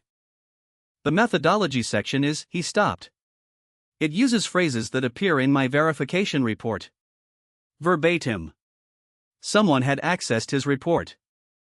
Had accessed it, extracted the core finding, and filed it under a different name at the central office, not to use the research, but to establish that the discovery belonged to someone else first. To muddy the ownership. To create enough jurisdictional confusion that the publication path Yun and I had agreed on would be tangled in competing claims long enough for someone to act. "How long does a priority dispute take to resolve?" I said. "Months. Sometimes longer." He looked at the document. "Someone gave them my report." "Someone gave them everything," I said. "The OR criteria, the geometry templates, your verification report. This has been running for at least a week, probably since before the courier Park Jin-ho intercepted." He was quiet for a long moment. "The filing can be challenged. I have original documentation, dated, witnessed." "But a challenge requires time," I said. "Which is what they're buying." Park Jin-ho brought me the full picture that evening. He had spent 3 days quietly interviewing everyone who had access to the forge area, the supply stores, and Yun's working quarters. He was methodical in the way experienced soldiers are methodical, without drama, without accusation, just accumulating information until the pattern became undeniable. Wansel had been meeting with a contact outside the garrison for 12 days. The contact was not a merchant's agent. He was connected to Lord Hasten Mok's household, specifically to the steward who managed Hasten's external contracts. Not the northern enemy. Lord Hasten. I sat with that for a moment. Not an infiltration from outside. A transaction from inside. Wansel had been selling what he knew, which was not everything, but was enough. The bellows damage was not enemy sabotage. It was Lord Hasten ensuring that production stayed slow enough that the pressure on me to accept his private commission remained high. The charcoal theft was slowing our clean material supply. The records theft was ensuring that if I refused to work for him, he had enough documentation to attempt his own version of the system. The priority filing at Oversight Central was insurance. If Yun's publication path succeeded, Hasten wanted a competing claim in place. He was not trying to destroy the forge. He was trying to acquire it. And if I continued to refuse the acquisition, the next step was not more pressure. The next step was removing my ability to refuse. Park Jin-ho looked at me across the workbench in the quiet forge. "You have a choice," he said. Not his conclusion, he was presenting mine. Hasten is offering protection. Real protection: access roads, supply chain security, political cover against the administrator's office. If you accept his commission, produce the elite weapons he wants, you get infrastructure you cannot currently build yourself. And I give him a private monopoly on the best steel in the province, I said. The garrison infantry keeps the standard production. Standard production that he controls the supply chain for. I looked at the board above the quench barrel, where the testing protocol was written in Duck's careful hand. The moment he owns the supply, he owns the standard. He can tighten it or loosen it any time the political balance makes that useful. The alternative, Park Jin-ho said, is staying outside his structure. Which means the supply disruptions continue. The slow attrition of our material quality. Wansel continuing to share what he knows until Hasten has enough to build his own version with his own people. He paused. And no protection when the administrator's office decides your independence is inconvenient. His own version won't work, I said. Not without understanding why it works. He has the documents. He doesn't have the decade of material science behind the decisions in those documents. He has Wansel. Wansel is good, I said. He's not good enough to reconstruct what he doesn't fully understand yet. Not in time to matter. Park Jin-ho was quiet. Outside, the garrison had gone to its evening rhythm. Duck and Seonsik had finished the day's work and banked the fires. Pale was in the barracks. The 72 blades were with the soldiers they'd been issued to, and those soldiers were alive, and that was a real thing that had happened because of the system we had built. There's a third option, I said. I'm listening. Yun's publication path. If the findings are formally classified as a doctrine revision under oversight jurisdiction before Hasten can establish his private claim, the knowledge becomes institutional. He can't own it. Neither can the administrator. The priority dispute. Yun challenges it. With the original documentation. I looked at the document Yun had left on the workbench, the fraudulent filing, the stolen language from his report. It'll be messy. But institutional knowledge, even contested institutional knowledge, is harder to monopolize than a forge in a provincial garrison. You'd be choosing the fight over the protection, Park Jin-ho said. I'd be choosing the fight that keeps the system alive, I said. Hasten's protection keeps me alive. That's not the same thing. He looked at me for a long time. You know, he said finally, when I found you in that dead man's forge 9 days ago, I thought you were going to fix some swords and leave. I thought so too, I said. Outside, a night bird called once from the tree line. The forge smelled of banked charcoal and iron and the particular residue of a day's work done under pressure. Duck's testing protocol was still on the board. The sorting criteria were in my head where no one could steal them. Pale was sleeping in the barracks and would come back in the morning and keep learning. That was what I had to protect. Not the forge. Not myself. The knowledge, and the people who were learning to carry it. Whether Lord Hasten Mach understood that distinction or not was going to determine everything that happened next. 3 weeks after I had stood over a single broken sword in a dead man's forge, the province started to look different. Not dramatically. Not in the way stories describe transformation, sudden, visible, the before and after separated by a clean line.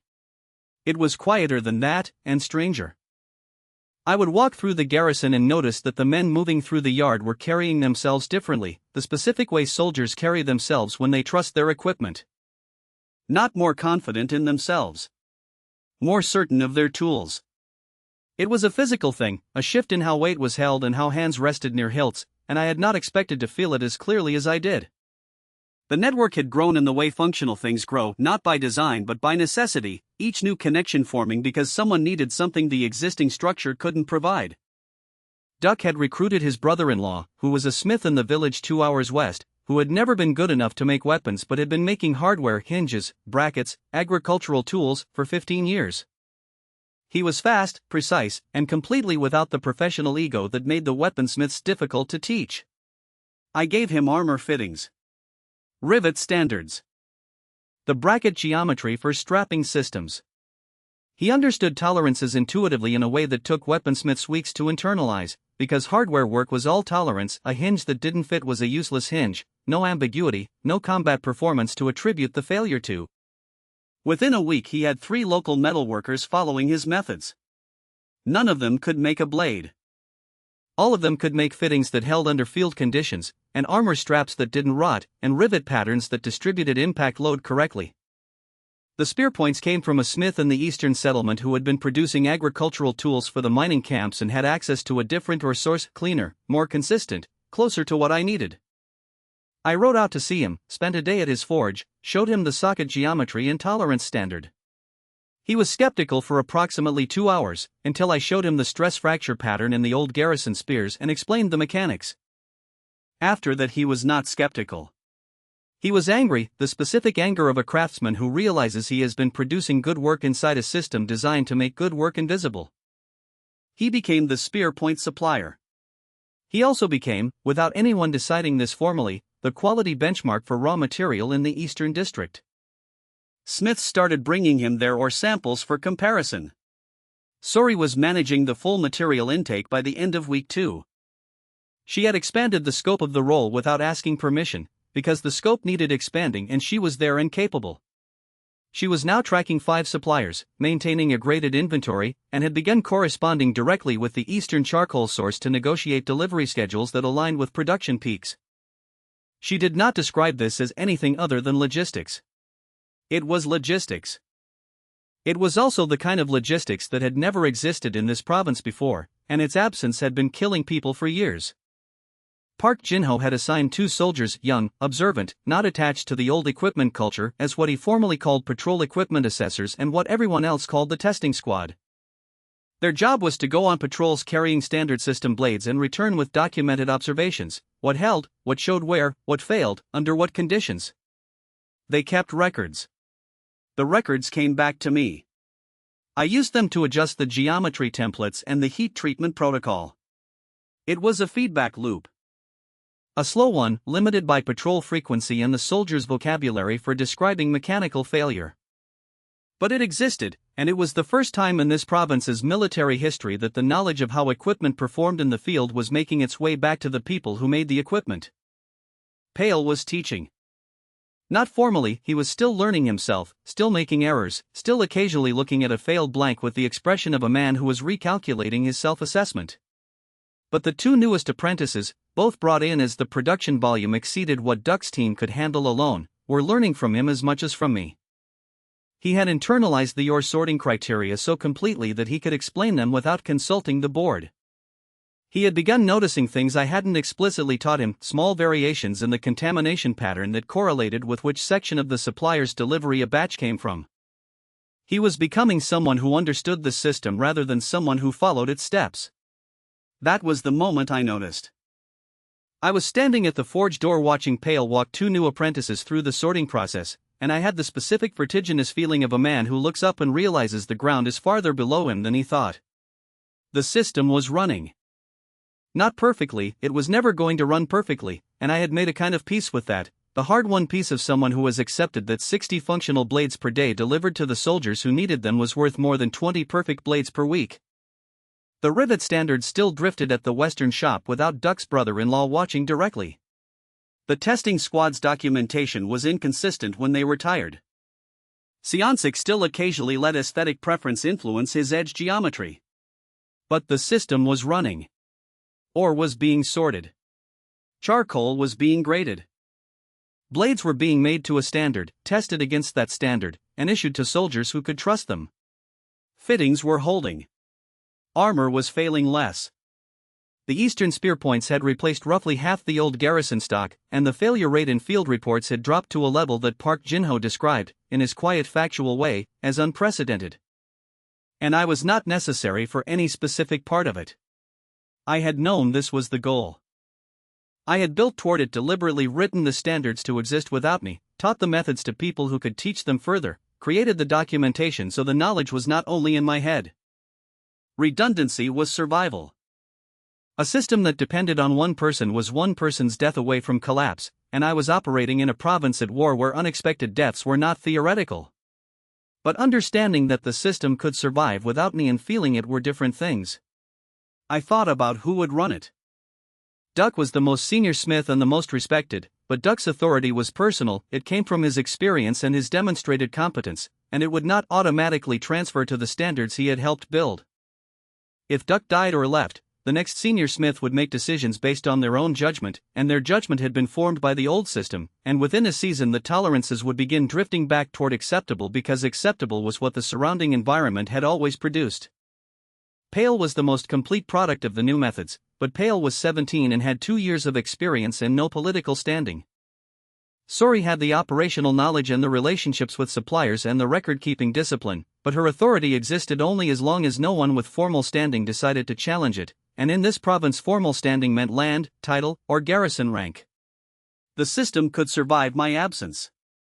It could not survive a determined effort to redirect it by someone with enough institutional power to override the people I had built it with.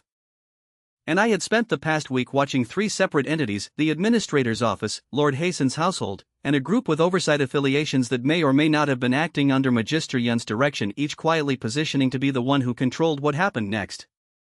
Magister Yun's priority challenge had succeeded, partially. The fraudulent filing had been suspended pending investigation, which meant the publication path was open again. But open was not the same as clear, and the investigation itself was now in the hands of the Central Oversight Administration, which moved at the pace of institutions that had existed for 2 centuries and saw no reason to hurry.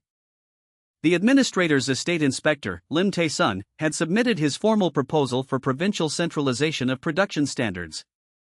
It was a reasonable document in every surface way: efficiency arguments, resource allocation frameworks, standardization language that would have sounded entirely sensible to anyone who hadn't spent 3 weeks watching what actually produced the results.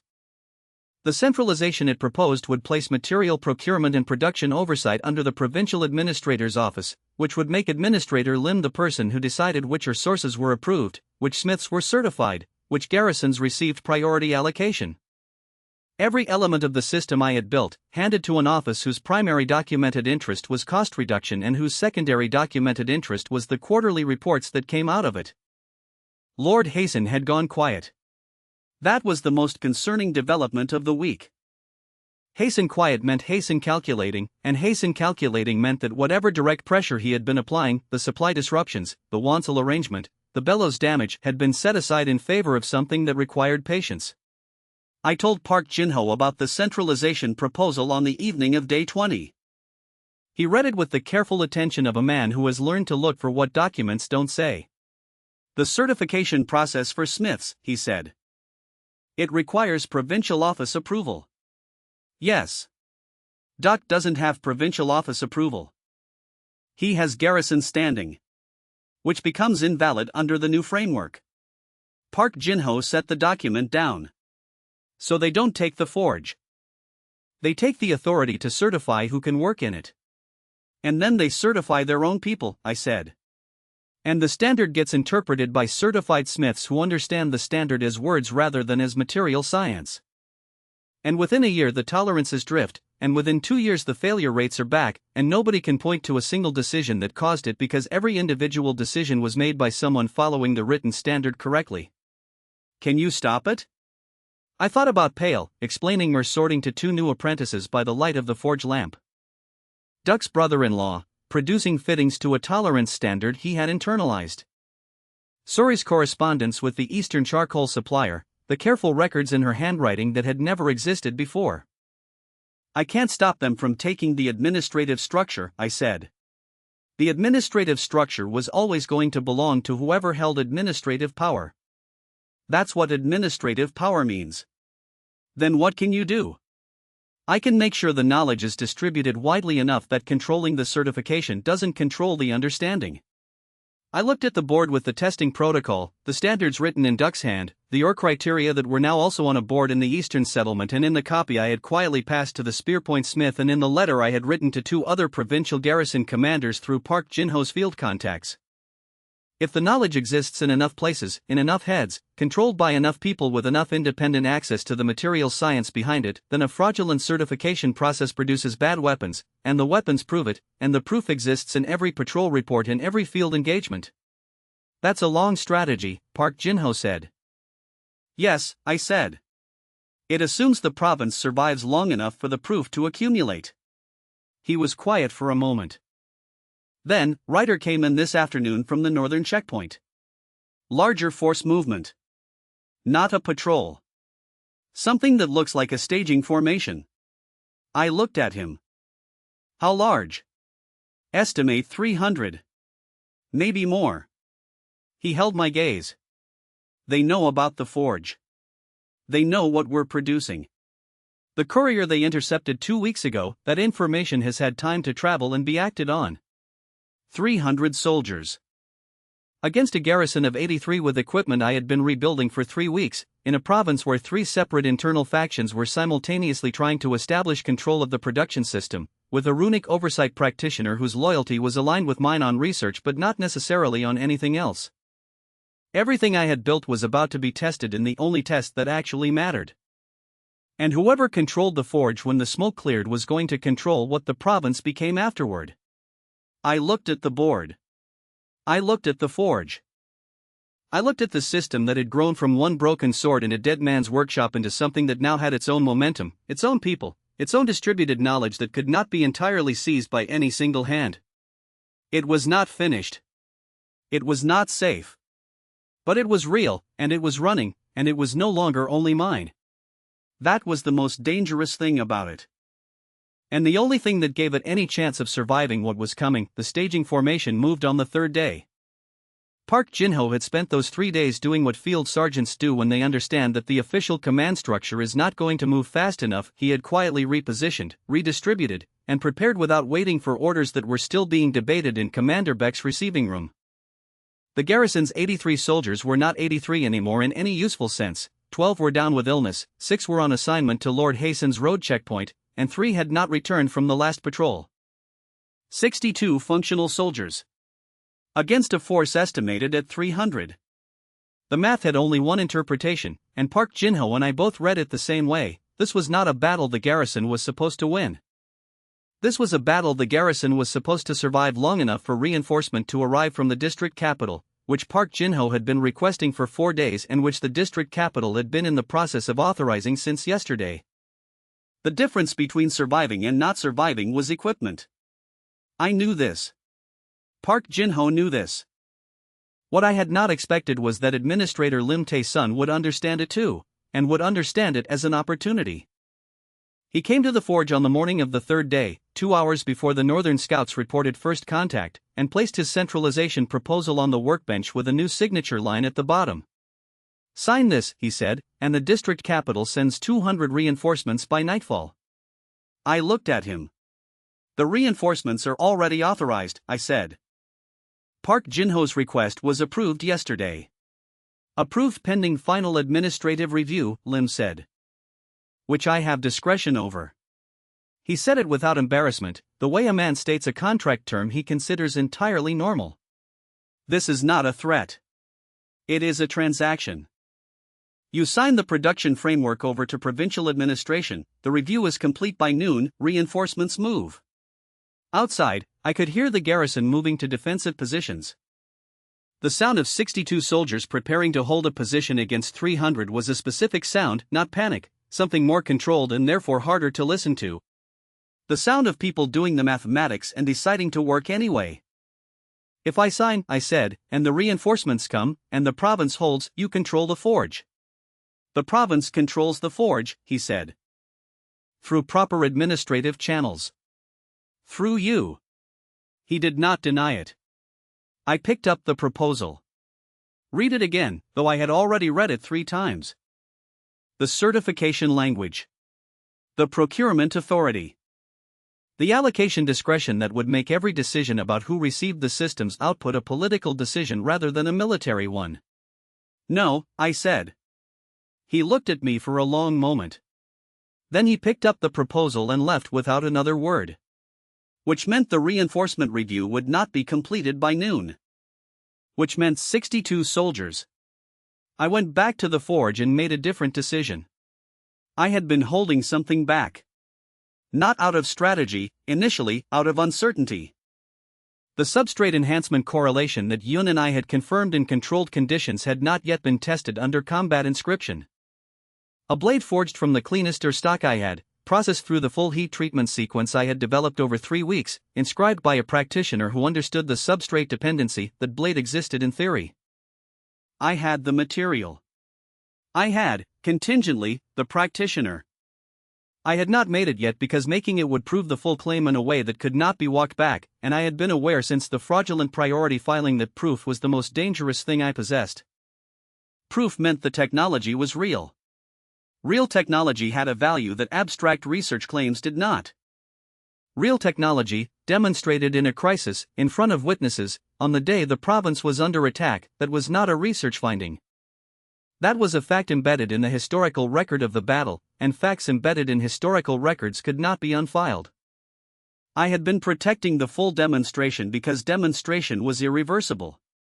Now I needed irreversible. I went to find Yun Chai-sol. He was in the garrison's eastern building, which had the heaviest stone walls and which he had clearly selected for that reason. He was not hiding, he was working, bent over a document that he set aside when I came in with the expression of a man who had been expecting this conversation. "The best or stock," I said. "The full heat treatment sequence. Your inscription, with full knowledge of the substrate condition." I paused. "Today. Before the northern force reaches the wall." He looked at me for a moment. "How many blades?" 12. "It's what I can finish in 3 hours. 12 blades for 62 soldiers. 12 blades for the 12 soldiers most likely to determine whether the line holds in the first contact," I said. "Park Jin-ho has the list." Yoon was quiet. I watched him process what saying yes meant, not just today, but afterward. A public demonstration of the full substrate enhancement correlation under combat conditions, with witnesses, with outcomes that would appear in garrison records and patrol reports and whatever history this battle generated. "If this works the way the controlled tests suggest," he said carefully, "the performance differential will be visible." "Yes." "To everyone present." "Yes." "And the claim will no longer be a research filing. It will be a battle outcome." "Yes," I said. "That's exactly what it will be." He picked up his inscription tools. The 3 hours in the forge were the most concentrated work I had done since the first night. No adjustment, no learning the material. I knew this charcoal, I knew the sequence in my hands and in the specific weight of the hammer and in the color of the heat at every stage. Duck worked beside me without being asked, and Pale worked beside Duck, and we did not talk except when the work required it. 12 blade blanks. Clean stock, sorted by hand, every contaminated section cut away. Heat treatment by a sequence I had refined over 3 weeks of field feedback. Quench in the eastern charcoal's stable temperature output. Edge geometry to the tightest tolerance the template allowed. Yun inscribed each blade as I finished it, and each inscription went in the way the A-pair inscriptions had gone in on the test day, bright, even, clean from tang to tip. No dim sections. No interrupted lines. The runes settled into the steel like something returning to a place it had always been supposed to occupy. On the 12th blade, Yun held it up and looked at the inscription in the forge light. "The output is different," he said quietly. "Not surprise, confirmation. I can feel the difference from the practitioner's side. The inscription takes less effort. The stability is higher." "Write that down," I said. "Exactly as you just said it." He looked at me. Then he took out his documentation log and wrote it down. The northern force hit the wall at midday. I was not a soldier and did not pretend to be one. My position was the forge, keeping Duck's team producing throughout the engagement, not the enhanced blades, which were made and issued, but the standard production, because standard production blades were what 62 soldiers needed in quantity and what would still be needed after the 12 ran out or broke or were lost. The forge did not stop. Park Jin-ho had distributed the 12 blades to the soldiers he had identified, the ones holding the 2 primary contact points on the northern approach, the ones most likely to be in extended close engagement. He had told them nothing about the inscriptions, which was the right decision. You did not tell soldiers their equipment was experimental on the day of the battle. I heard the engagement from the forge. 3 hours of it, the specific sounds of a defensive action holding, which was different from the sounds of a defensive action failing, and I had been in this garrison long enough to know the difference. The district reinforcements arrived at the 3rd hour. Not because Lim Tae-sun had completed his review, he had not, but because Park Jin-ho had sent a second request directly to the district garrison commander through a field contact that bypassed the administrative review process entirely. 200 soldiers through the southern gate, and the northern force, which had been pressing a garrison it expected to break, found itself engaged on 2 fronts against numbers it had not calculated for. They pulled back before dark. The aftermath was not clean. Battles never produce clean accountings, and this one produced less clarity than most because the stakes were not only military. 4 soldiers dead. 11 wounded, 3 seriously. The northern approach wall had taken damage that would require repair. The forge had not been touched, the attack had concentrated on the walls, not the interior, which told me the enemy had been trying to capture the garrison rather than destroy it, and capturing meant keeping the forge operational under new management. They had known exactly what they were after. Park Jin-ho came to the forge at dusk with the 12 enhanced blades, recovered from the soldiers who had carried them. He set them on the workbench one by one. All 12 intact. No fractures, no edge failures, no structural damage beyond normal contact wear. Soldier in the second position held his point for 40 minutes of continuous contact, Park Jin-ho said. Previous record for that position is about 12. He paused. He said the sword didn't feel like it was going to break. I looked at the 12 blades. The inscription on each one was still bright, slightly dimmer than fresh, the normal attenuation of use, but nothing like the degradation I had seen on bad substrate blades after much shorter service. Yun was there, Park Jin-ho said. He watched the second position. He took notes. Good. Lim Tae-sun was also there. A pause. He watched Yun take notes. I understood what that meant. The battle outcome was already being processed not as a military event but as a data point in an ongoing negotiation over who controlled the technology that had contributed to it. Lim had not gotten my signature before the battle. Now he was calculating whether the battle outcome gave him a different kind of leverage. Lord Hasten had sent a writer with congratulations and a renewed commission offer, this one significantly larger than the last. Magister Yun came to the forge an hour after dark and sat down without speaking for a moment. Then, I'm filing the combat documentation through Oversight's battle record channel. It's a different classification than the research filing. It cannot be challenged on priority grounds because it isn't a research claim, it's a documented field observation made by a credentialed oversight practitioner during active garrison defense. Will that hold? Institutionally, yes. It means the finding belongs to the public record of this engagement rather than to any private research claim. He paused. It also means that every oversight practitioner in the country will have access to the field observation within the standard reporting cycle. How long is the standard reporting cycle? 30 days. 30 days before the knowledge was irreversibly distributed. Before every practitioner and garrison commander and military administrator in the country knew that substrate quality determined enhancement output, and that this province had demonstrated it in a real engagement, and that the difference was measurable and significant and could not be undone by filing a competing claim or centralizing a certification process. 30 days was a long time. It was also the shortest window between now and the next phase of the fight. Suri found me at the forge door at full dark, after the garrison had finished its accounting and the wounded had been moved to the medical building and the northern wall repair crews had been organized for the morning. She stood beside me and looked at the garrison yard, which was quieter now than it had been in 3 weeks. The system held, she said. The soldiers held, I said. The system let them. She was quiet for a moment. That's what you always say. It's always true. It doesn't make you feel better. No, I said. It doesn't.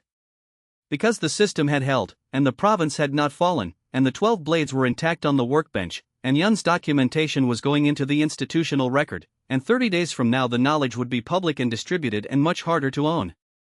And tomorrow morning, Lim Tae-sun would return with a revised proposal. And Lord Hasten's writer would expect an answer.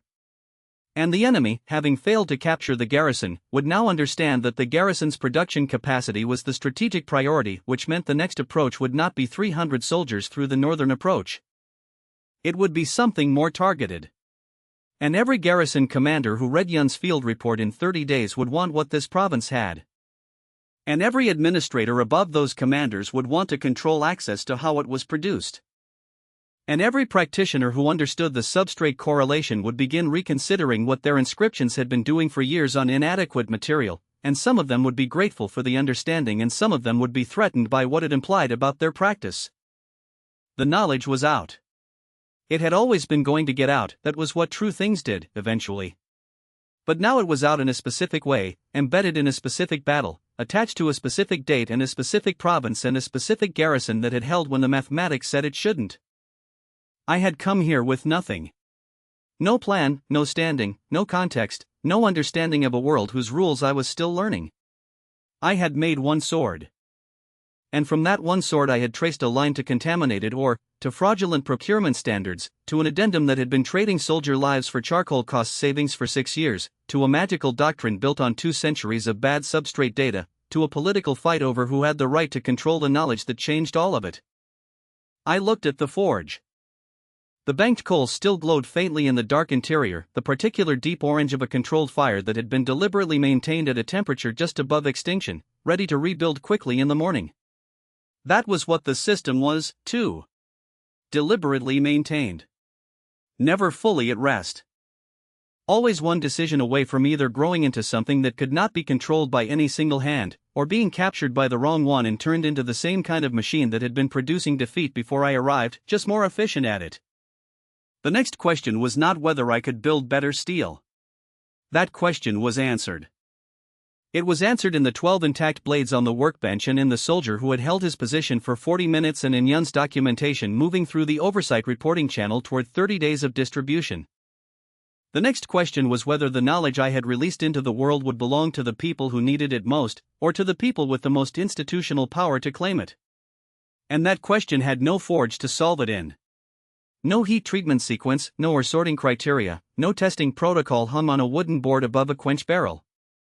That question lived in the space between people, in who trusted whom, in what records existed and who could access them, in how many smiths and how many provinces had learned to read bad steel before someone with a certification authority decided what reading bad steel was allowed to mean. Pale would be in the forge at dawn. Duck's brother-in-law would be making fittings to a standard that now had a battle to point to. The Eastern Spear Smith would have heard about the engagement by tomorrow and would understand, without being told, that what he had been producing had contributed to its outcome. The knowledge was alive. Distributed. Harder to kill than a single forge, harder to own than a single practitioner. Whether that was enough depended on what came next. And what came next was already moving. I could feel it the way I felt a heat differential in metal, not yet visible, but present, shaping what was going to happen before anyone could see the shape clearly. The first arc was over. The province had not fallen. The forge was still burning. And somewhere in the structure of what I had built, in the distributed knowledge and the documented outcomes in the 30-day window before the world understood what had happened here, there was a choice still unmade, a line not yet drawn between the technology that liberates and the technology that chains. I had forged the steel. What it was used to build was not yet determined. That was the most dangerous thing I had ever made.